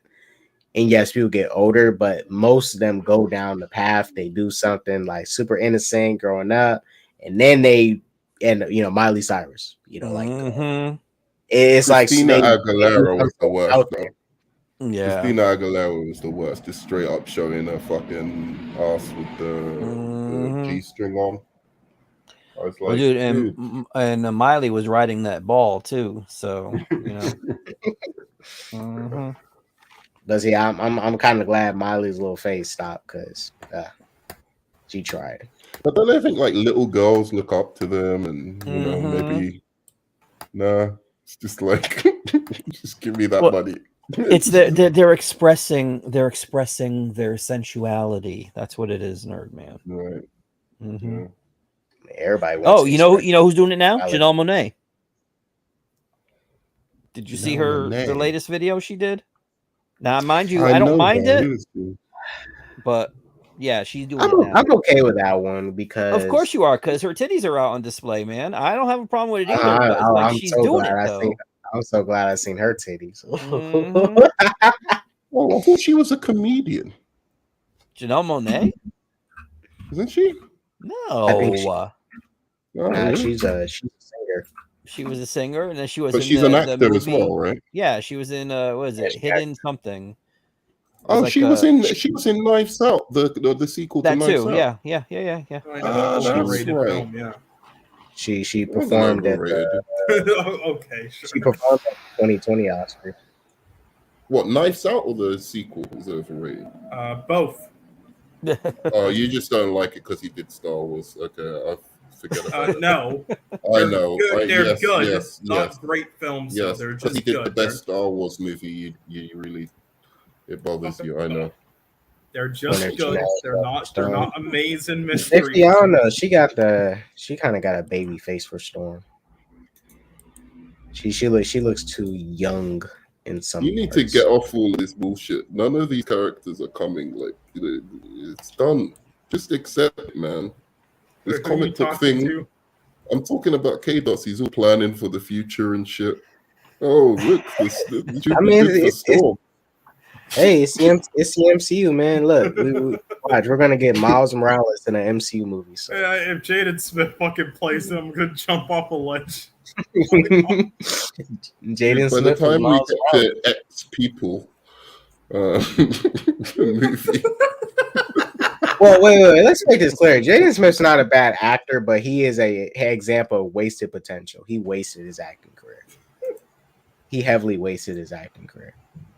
No, he never had an acting career. You know how many? He had a good start, but he wasted it after Karate Kid. But to be fair, how much you want to bet they have no less than 10 explanations for how mutants came about in the MCU? Oh, they're not even going to explain it at all. They're just going to be here. And they're going to use like different. It was here the whole time. They're going to use one reasoning for how they came about, but then they'll like need to change it up for something for another film, and they'll just like keep doing that. It will make no sense. It'll be the Eternals first, then the next thing will be like it's going to be a mess. Yeah, then it'll be like fucking Thor will be a fucking mutant, whatever. Whatever. Anyway, in like fucking 2029 or whenever, when they make the fucking next X-Men film, if it's actually called, I think the only thing that has been correct so far is that Namor in the MCU is a mutant, as he's supposed to be. Well, anyway, I'm just saying when they make the next one in the MCU, if they do, if it's actually now, this is a very slim chance, like a 2% chance. Wait, Mike is because we know Namor in the comics is a mutant, like he's actually a mutant, but in the MCU, would you consider that mutant? He is born with his abilities, but we know he's mutant, I would say. Yeah, I mean, he was a mutation, so yeah, he could be considered. Anyway, 2% chance. Opinion. If it's actually called X people, though, like I go to the theater and the poster says X people, then I'm actually gonna like commit a Batman shooting 2.0. Oh, really? Jesus. X people. Not that bad. Yeah, no, but seriously, I'll be fucking pissed though. Like Jesus Christ. Well, I mean, Victoria Alonso. I'll just be like, of course. It's just so dumb. Like, and it plays right into the hands of these idiots as well. Like, yeah. I mean, I'm not being like pissed in an actual like angry way, Nerdman. I'm just being pissed in like, oh Jesus, fuck my life. I don't. Well, the MCU is pretty, stable for the most part. So maybe we'll get there, but I just have a bad feeling about comic book movies, man. I really do. Whoa, Shifty. Knives Out blew the twist a half hour into the film. That's being generous. More like 10 minutes into the film. Especially the second. Fuck me. John Burnstorm had a baby face. Yeah, I'm kind of hoping Storm's gonna be a grown woman when we get her. I want her to be super young. God, like what a great idea. Let's make a Knives Out film and then make a sequel that literally follows the same exact notes as the first, and where you can figure it out like 10 minutes in. And people actually call it amazing and genius. It's like, what? It wasn't genius, but I did. You know what? Shifty's right. They might get away with doing that shit. Dawn of the Mutants, Rise of the Mutants, War of the Mutants. Honestly, the Knives Out films are like more of like good comedy films instead of mystery films. Yeah. But see, okay, real quick, they might just do that because Fox already did X-Men movies, X-Men 1, 2, 3, Last Stand. So knowing the MCU, you know they like to do different titles than what came before. So they might do this. Dawn of the Mutants. They might do some shit like this. I've just never understood why the X-Men fit into. I'll have this argument over and over again, but I don't get why the X-Men, like, they don't work when there's other superheroes in the universe. It just doesn't work. Like Spider-Man and you know, like Ant-Man. It's like, but so you're just going to discriminate against these people with powers, but you're not going to discriminate against Thor. Like, does that make sense to you? Like, I feel like they should just racism, baby. I think they should just make an X-Men universe, like an X-Men exclusive universe, and then maybe do a crossover, like a multiverse crossover or something. But do the multiverse. Because I don't disagree. I don't disagree with you for the same concept of X-Men. Because that is true when you have like all these superpowered people in the same universe, and there's people that hates Wolverine more than they hate, you know, the Hulk for what he is and what he was born with. Yeah, it's like, what? How does that make any sense? You're like, so you're all cool with the Hulk. You've got like Hulk ice cream apparently, and Doctor Strange, you know, Haagen-Dazs, and or was it? It's the other one. What's the other ice cream company? Anyway, they've got those ice creams, and they're big, you know, fans of the Avengers. And then the X-Men come along. Oh, but they're mutants. You know, it just doesn't. I don't know. Maybe it will make sense, but. We'll see. Unless they're going to play on it. I don't even like it in Marvel comics. Whenever I read like Marvel comics, you know, or X-Men in the Marvel comics, I'm just like, anytime there's crossovers with all of this shit, it just doesn't make sense to me. I'm always like much more. Well, that's why Nerdman. I think for the concept of this X-Men to truly like pop, when the movie comes out, and they finally unleash the mutant gene, like the whole Marvel universe needs to shift. Like when I say shift, I mean shift. Like majority of the population, when we see background characters, we like, you know, we see regular civilians that got green skin or bubbly skin. They look hideous and ugly. Like we need a full on shift, you know, because it can't just be the X-Men. Like there needs to be that big shift, and even show civilians that have powers that they cannot control, and it's like constant destruction every single day of the week, because now people just got powers that they can't control, and it's random, you know. Yeah, but that isn't it got to be a total shift, even in the background. You know the MCU ain't that clever, bro. You know the MCU ain't that. I think they're gonna not really focus too much on that as they should, but you got to show like a huge shift in the whole climate of the world in the MCU in order to really get this concept to work.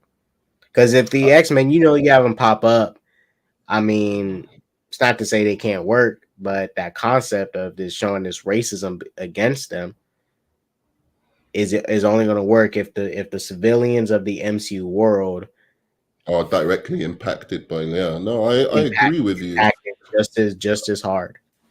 I agree with you. I just, yeah, We'll see. That's see all how I it can. goes That's down. all I can see it really working. We'll see how it goes down. Yep. Mike, are you a mutant? Yes. Okay, cool. All right. Was there anything else you guys wanted to say or anything? Because I had some movies I was about to go ahead and watch real quick. I mean, was that Grimace drink actually trash? Oh, that shit was freaking horrible. Yeah. I mean, they don't have it where I'm at right now, but I'm thinking of. Don't buy it. I'm pretty sure it's easy to like recreate, though. You just make it the same way as the Shamrock, but with the berry extract something and the purple dye. So I'm thinking of. I mean, the berry they use is not even good. Like, yeah, well, what berries did they use? Like, what berry extract? I'm not sure. It didn't taste like blueberry or grape. It tastes like it grape, probably was a mixture. Nah, it didn't taste like grape when I drank it. It didn't taste like blueberry either. I don't know what it was. Honestly, it's a berry, but it was neither one of them. Pomegranate? Nah, not pomegranate. They wouldn't put that in a fast food drink like that. I mean, pomegranate. They do in their smoothies. It's pretty good. But what the fuck? I think it was.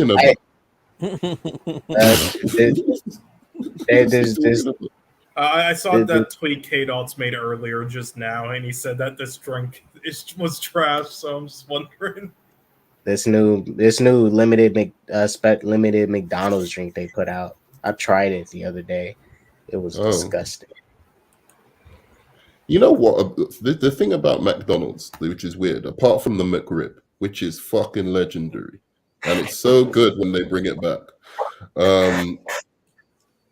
But apart from, I don't. Do you have the McRib on a regular in America? Nah, they took ours off the menu like months ago. Oh, months ago, yeah, because we get it like it's like this magic time of year where the rainbows are out, and like it's you see unicorns on the street, people just having a happy time. Well, they have to kill around. A unicorn to get it. That's why they do it once a year. And then you go into a McDonald's and it's just like, whoa, the McRib's back, like, and it's like proper limited. It's like 2 weeks. You better get all the McRibs you can. Yeah, and their lobster rolls were good as well, but they took that away. I've never even tasted. Wait, lobster rolls? Yeah, they had lobster rolls. So it's really good, but it was like at a McDonald's. Yeah, like $8. Yeah. But all the rest of their experimental shit is trash, bro. Like every single burger I've ever tasted that isn't a quarter pounder or a McRib, or like maybe a Big Mac. Hey, Nerdman, the quarter pounder. The quarter pounder and the McChicken, in my opinion, are the only good burgers you can get from McDonald's, and that's it. Just the quarter pounder is good. Or the McChicken. Right, you're exactly. You're kind of hyping that Filet-O-Fish. Yeah, Filet-O-Fish. People overhype that Filet-O-Fish bullshit. You guys hype it up. The Filet-O-Fish has its moments. It's all right. See, that's the problem with it. It has its moments. It's not consistently like good all the time. Yeah. Nothing is at McDonald's, not even the ones you're naming. But when they, what I'm talking about, they put out some burger like, oh, this week we've got a mushroom fucking Mexican burger, and it's just like it's terrible, terrible. And their milkshakes are good. Their milkshakes are like whatever you want to say. Most other milkshakes are better, but like for just a cheap milkshake, not better. McDonald's got the best ones. Well, McDonald's. I don't know. Jack's has some pretty good milkshakes. Jack in the Box. Yeah, I don't know. I there's many I like more. Like their milkshakes, besides like some of their limited ones, like the Shamrock, where it actually tastes fresh. It honestly tastes like they've been like left out on the table for an hour before giving it to you. Yeah, I mean, I prefer Burger King, but I think they're both trash. I mean, like they're both rubbish, but like I do prefer Burger King. Yeah. Oh yeah. I mean, Burger King. Burger King. While there's some stuff slightly better than McDonald's, I think Burger King is one of the most absolutely overhyped restaurants ever. Oh, they're all overhyped. They're horrible. It's just that they're not even cheap anymore. That's the funny thing. I don't know about in America, but yeah. like it used to be like McDonald's the appeal of McDonald's was like, oh, at least it's kind of cheaper than going to it's the same as like going to a restaurant now. Yeah. Well, see, now the McChickens in America are like over $1 now. They're $2 at this point. Yeah, Especially in my city, I'm in SF. They're literally $2 now. Mm-hmm. Wendy's Frosty always hit. The Wendy's chocolate and vanilla Frosty is some of the best like frosted shakes I ever had in my life. They go like they're literally smooth. There's no struggle trying to get them through the straw. You just drink and you got it. Oh, they slapped, did they? All right. Well, no. Frosty's you ate with the spoons. But you can drink it or you can eat it. Whatever works for you. It's perfect. It is perfect. The Wendy's Frosties are amazing. But we barely have any Wendy's in San Francisco, so I don't know, man. Dang, my milkshake brings all the boys to the yard. Fucking hell, Warren. You. Sure they do, actually, because it's Warren's. Oh, yeah. All the boys are just Kang variants.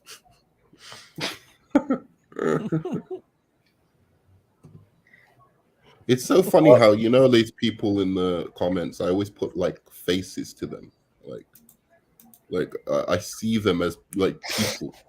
It's so weird. It's just like I've never seen these guys before in my life.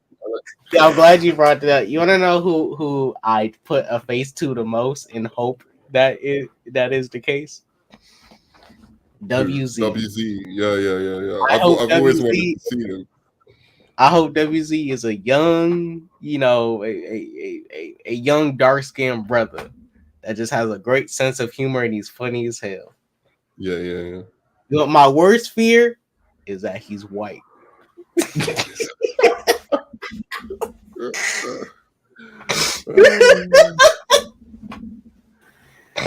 I'm joking. WZ, if you white, black, whatever, I love you all the same, bro. I've always had a feeling like he's rogue or like fucking film elitist or something like that, like just like masquerading.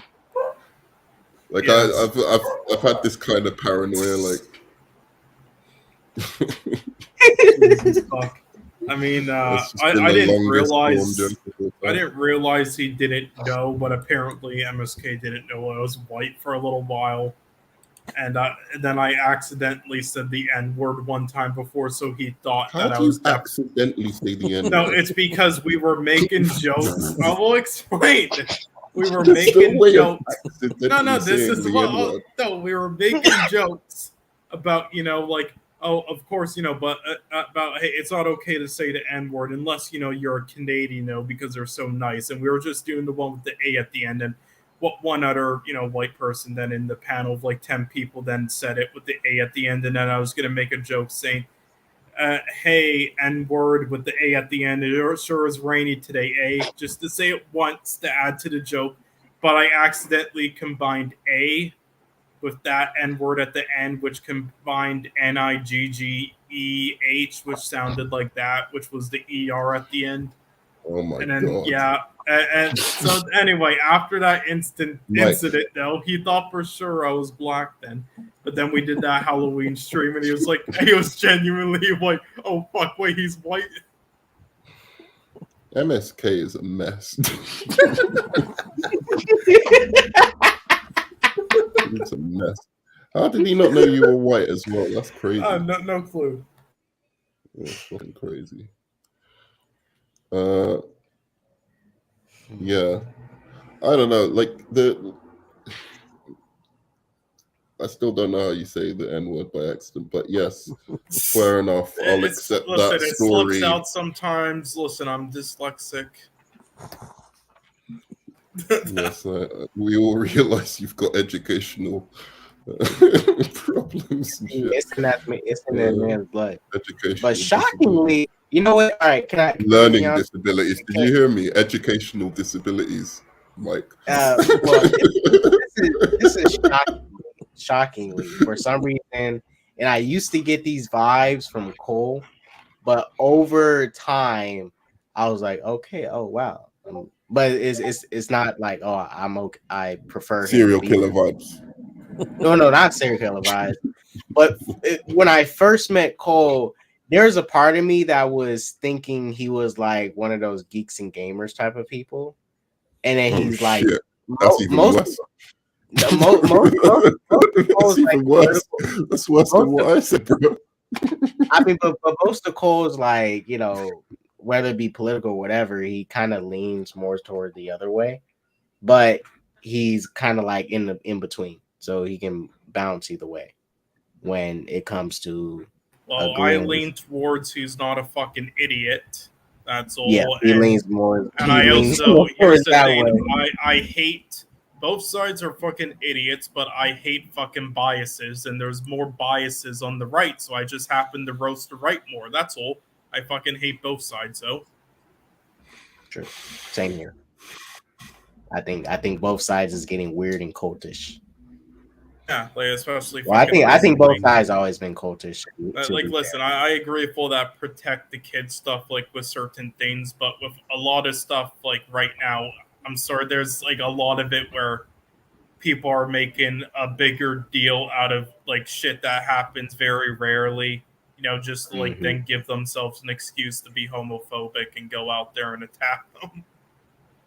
Oh yeah, I was seeing that, right? Like, oh, you know, we have to protect the kids. Like that's literally the kid. It's like it's like, yes, I agree with that, but that shit happens far less often. Protect the kids from straight people. I mean, I don't understand. Yeah, like, it's like you didn't care about that shit before with like other things. You only care about it now. It's but like, also, it's like in cartoons, they say, you know, like, oh, you can't have like two boys or two girls kissing in like a kid's cartoon. It's like, yeah, but they've had men and women kissing in cartoons like for ages. Like, yeah, like again, so what are you saying? Rarely, though. And they'll be like, oh, it's not that we're homophobic, it's just we don't think they should be like, you know, what are you talking about? Either you want all of it out, so no male-female kissing relationships, nothing, or you say it, you know, it's not like they're fucking in the cartoon or something, you know what I'm saying?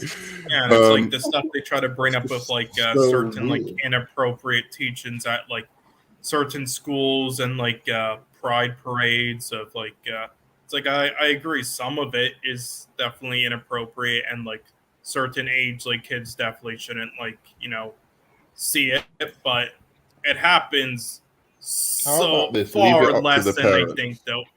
It happens so far less than they think, though. Like it's pretty, like the things they describe is pretty rare, but they're trying to depict it as something common, so then they have an excuse. I haven't kept up with this because I can't deal with those people. It's just so. I guess. Okay, because I think for one, I think people overhype those overhype how frequent those pride parade things happen. I mean, they don't happen all the time. They happen like once a year, but like sometimes there's those mini parades and stuff. And SF is like, you know, that's like this is LGBTQ city. You know, this is very LGBT. Yes, and dude, like as far as, and I live near the area where that stuff would happen frequent. They really don't happen like that. This is the first pride parade since last year that we're having. So what are they talking about? They're talking about men wearing. Yeah, well, it's like they bring up stuff and like examples like of stuff that goes like over the line, like far too inappropriate, and also for then like kids to attend. But they're fine with women wearing fucking bikinis and like basketball games. Some like the stuff they bring up like that's shit. Like too inappropriate and stuff, and for kids to view happens like very rarely. Like the majority of it is just like the equivalent of like girls in bikinis, and the rare instances, yes, are bad, and yeah, it shouldn't happen. I agree, and we should cut down on it. And even the people who do the parades don't really support it at all. They try to depict it as something common though, and then are just like, oh, protect the kids, and then start rioting and like fucking beating up gay people. It's like they see something as like again that I agree, is bad, but happens very rarely. But then they'll like depict it as something that happens common, so they have like an excuse to then be homophobic or something or fucking attack. Like or even and it's happening with all the cans, but like for example the whole freaking Bud Light can situation, right? I didn't really look into it until everybody started talking about it, and I was like, people complaining about them putting that trans person on the can. Now I don't drink Bud Light like that. I really don't like drinking alcohol in general. But Bud Light is one of the worst like alcoholic drinks you can drink anyways. That shit tastes like nothing. It's not a good drink. Yeah, it's not a good drink at all. And then everybody's like complaining about them. Like, if you drink the can, you're gonna throw it in the trash anyways. Like, why do you care exactly what's on the can? I care more about what's inside the can. Like, is this thing inside the can good for me to drink? Is it gonna poison me? Is there some liquid in here that's gonna make me go blind or something? Like, I can care less about the can. The can can be pink and have a gun on it. I was gonna go in the trash after I drink it. Mm-hmm. I guess if you're a can collector, I can understand how you feel. But it's a can. You're gonna throw it away after you drink it anyways. You care about complaining about the cans of beer. Yeah, these people like how much time do they have in their hands? I don't understand it. You haven't heard about the Bud Light drama, Nerdman? I haven't heard anything about it. And it's like they made a new fucking like brand for them, and it's hilarious. Well, let me see. Oh my god. What's your thoughts on this, Mike? While searching this up. Yeah. I wouldn't drink Bud Light to begin with, so no. Yeah. And what's your thoughts on like the other stuff? And not only that, but the can that they gave that person there, that was only for them. It wasn't. They weren't putting it on cans everywhere. Yeah, it's pretty much like the equivalent of like a YouTube sponsorship thing they do on channels. That's it. Mm-hmm. Yeah, and then everybody. I saw this one video where these people had a bunch of beer they bought. It was like hundreds of it. And that little construction device with the big wheel on front, they just ran it over. I'm like, you literally paid for all that beer. Or Kid Rock. I get it. You want to make a statement, but like, you already bought the beer. What type of statement you're making when you paid for the beer just to crush it? Yeah, it's pretty funny. And also you're just doing a service now because that beer is probably better for the grass than fucking you. By the looks of it, especially with your fucking beer belly, Jesus Christ. What beers do you drink? I really don't drink none like that. If anything, if I had to jump into drinking alcohol, it's probably gonna be like a margarita.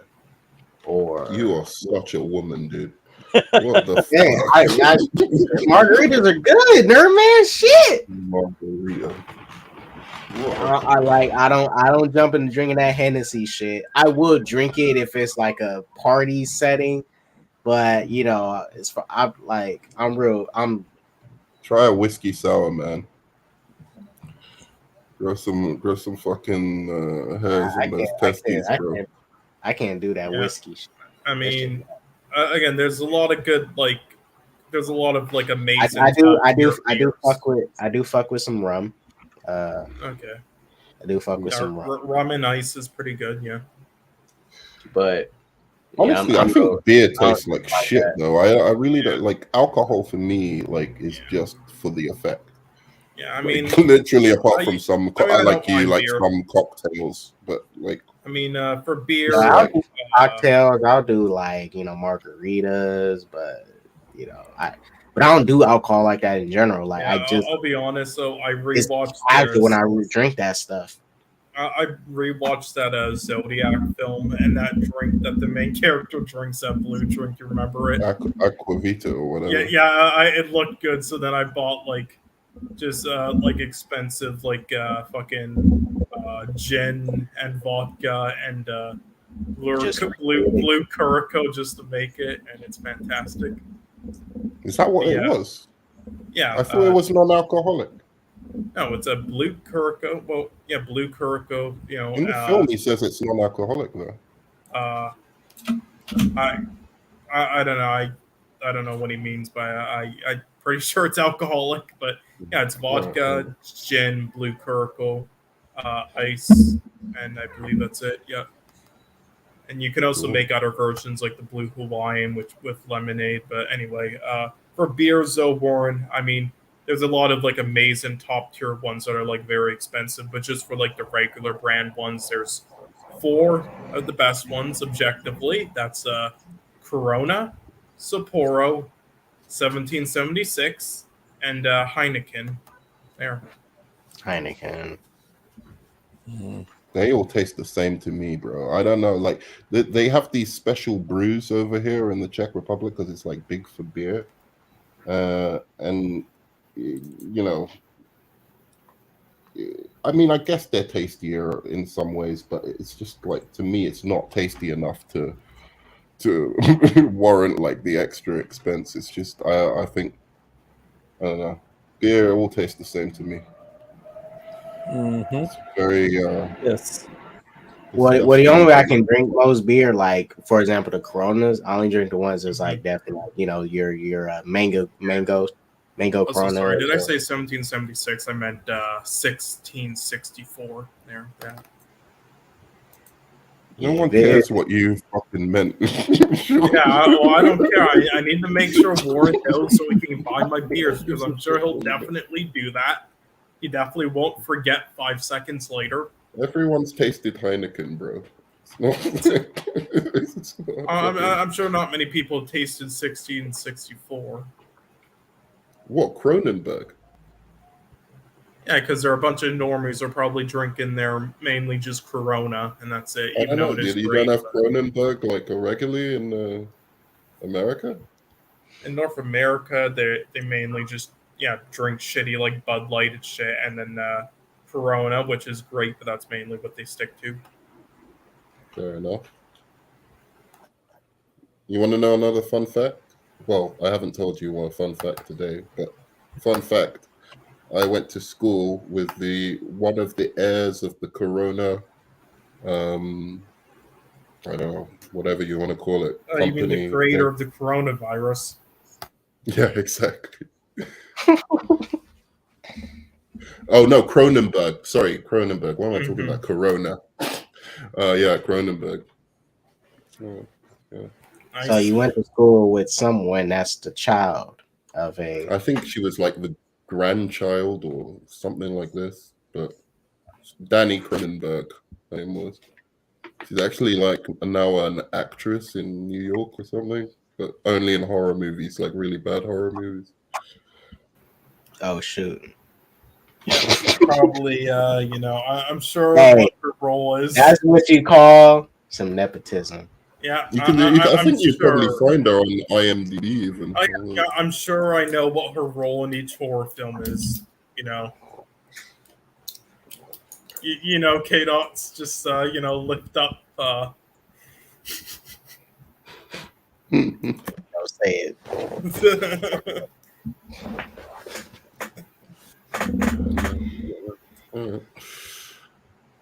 All right. Well, that appears to be it. I don't got nothing else to say. We've literally run out of.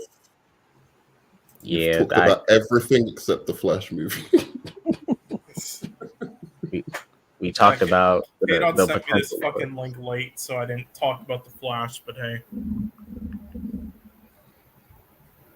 Well, okay, Cole. What do you rank the movie out of 10? Don't please don't do this to me. Okay, I'm ranked this film with 2 out of 10. Blow my brains out. Oh, gosh. Fuck, you took it too far. You took it too far. Yeah.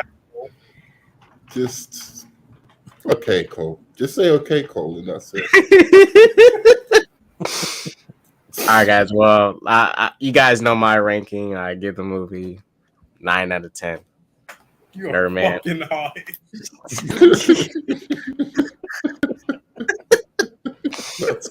That is a bit cap, bro. It is a little bit cap. I'm with Mike. I'm on the 7.5 to 8, but I really think the CGI. I can understand somebody just on the CGI alone thinking it's not great, but That's how it rolls, man. That's just how it goes. You know what, guys? Next 5 years, we'll see what James Gunn does. But James Gunn, you need to save us. You need to save us, James Gunn.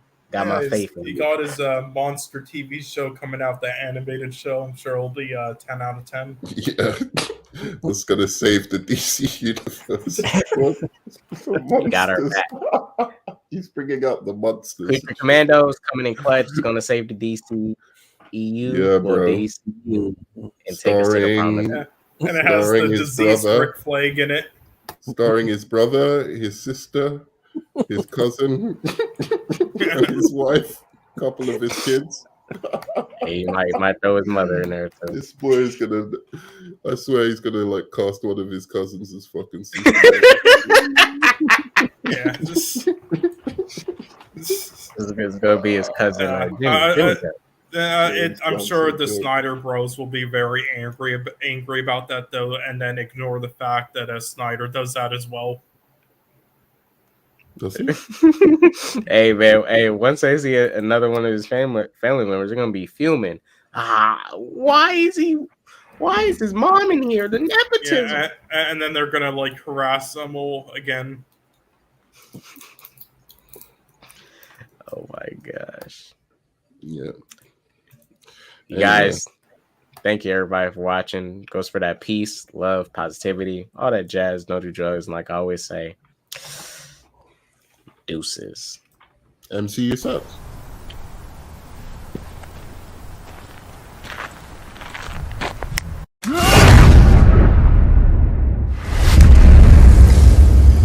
What did you do?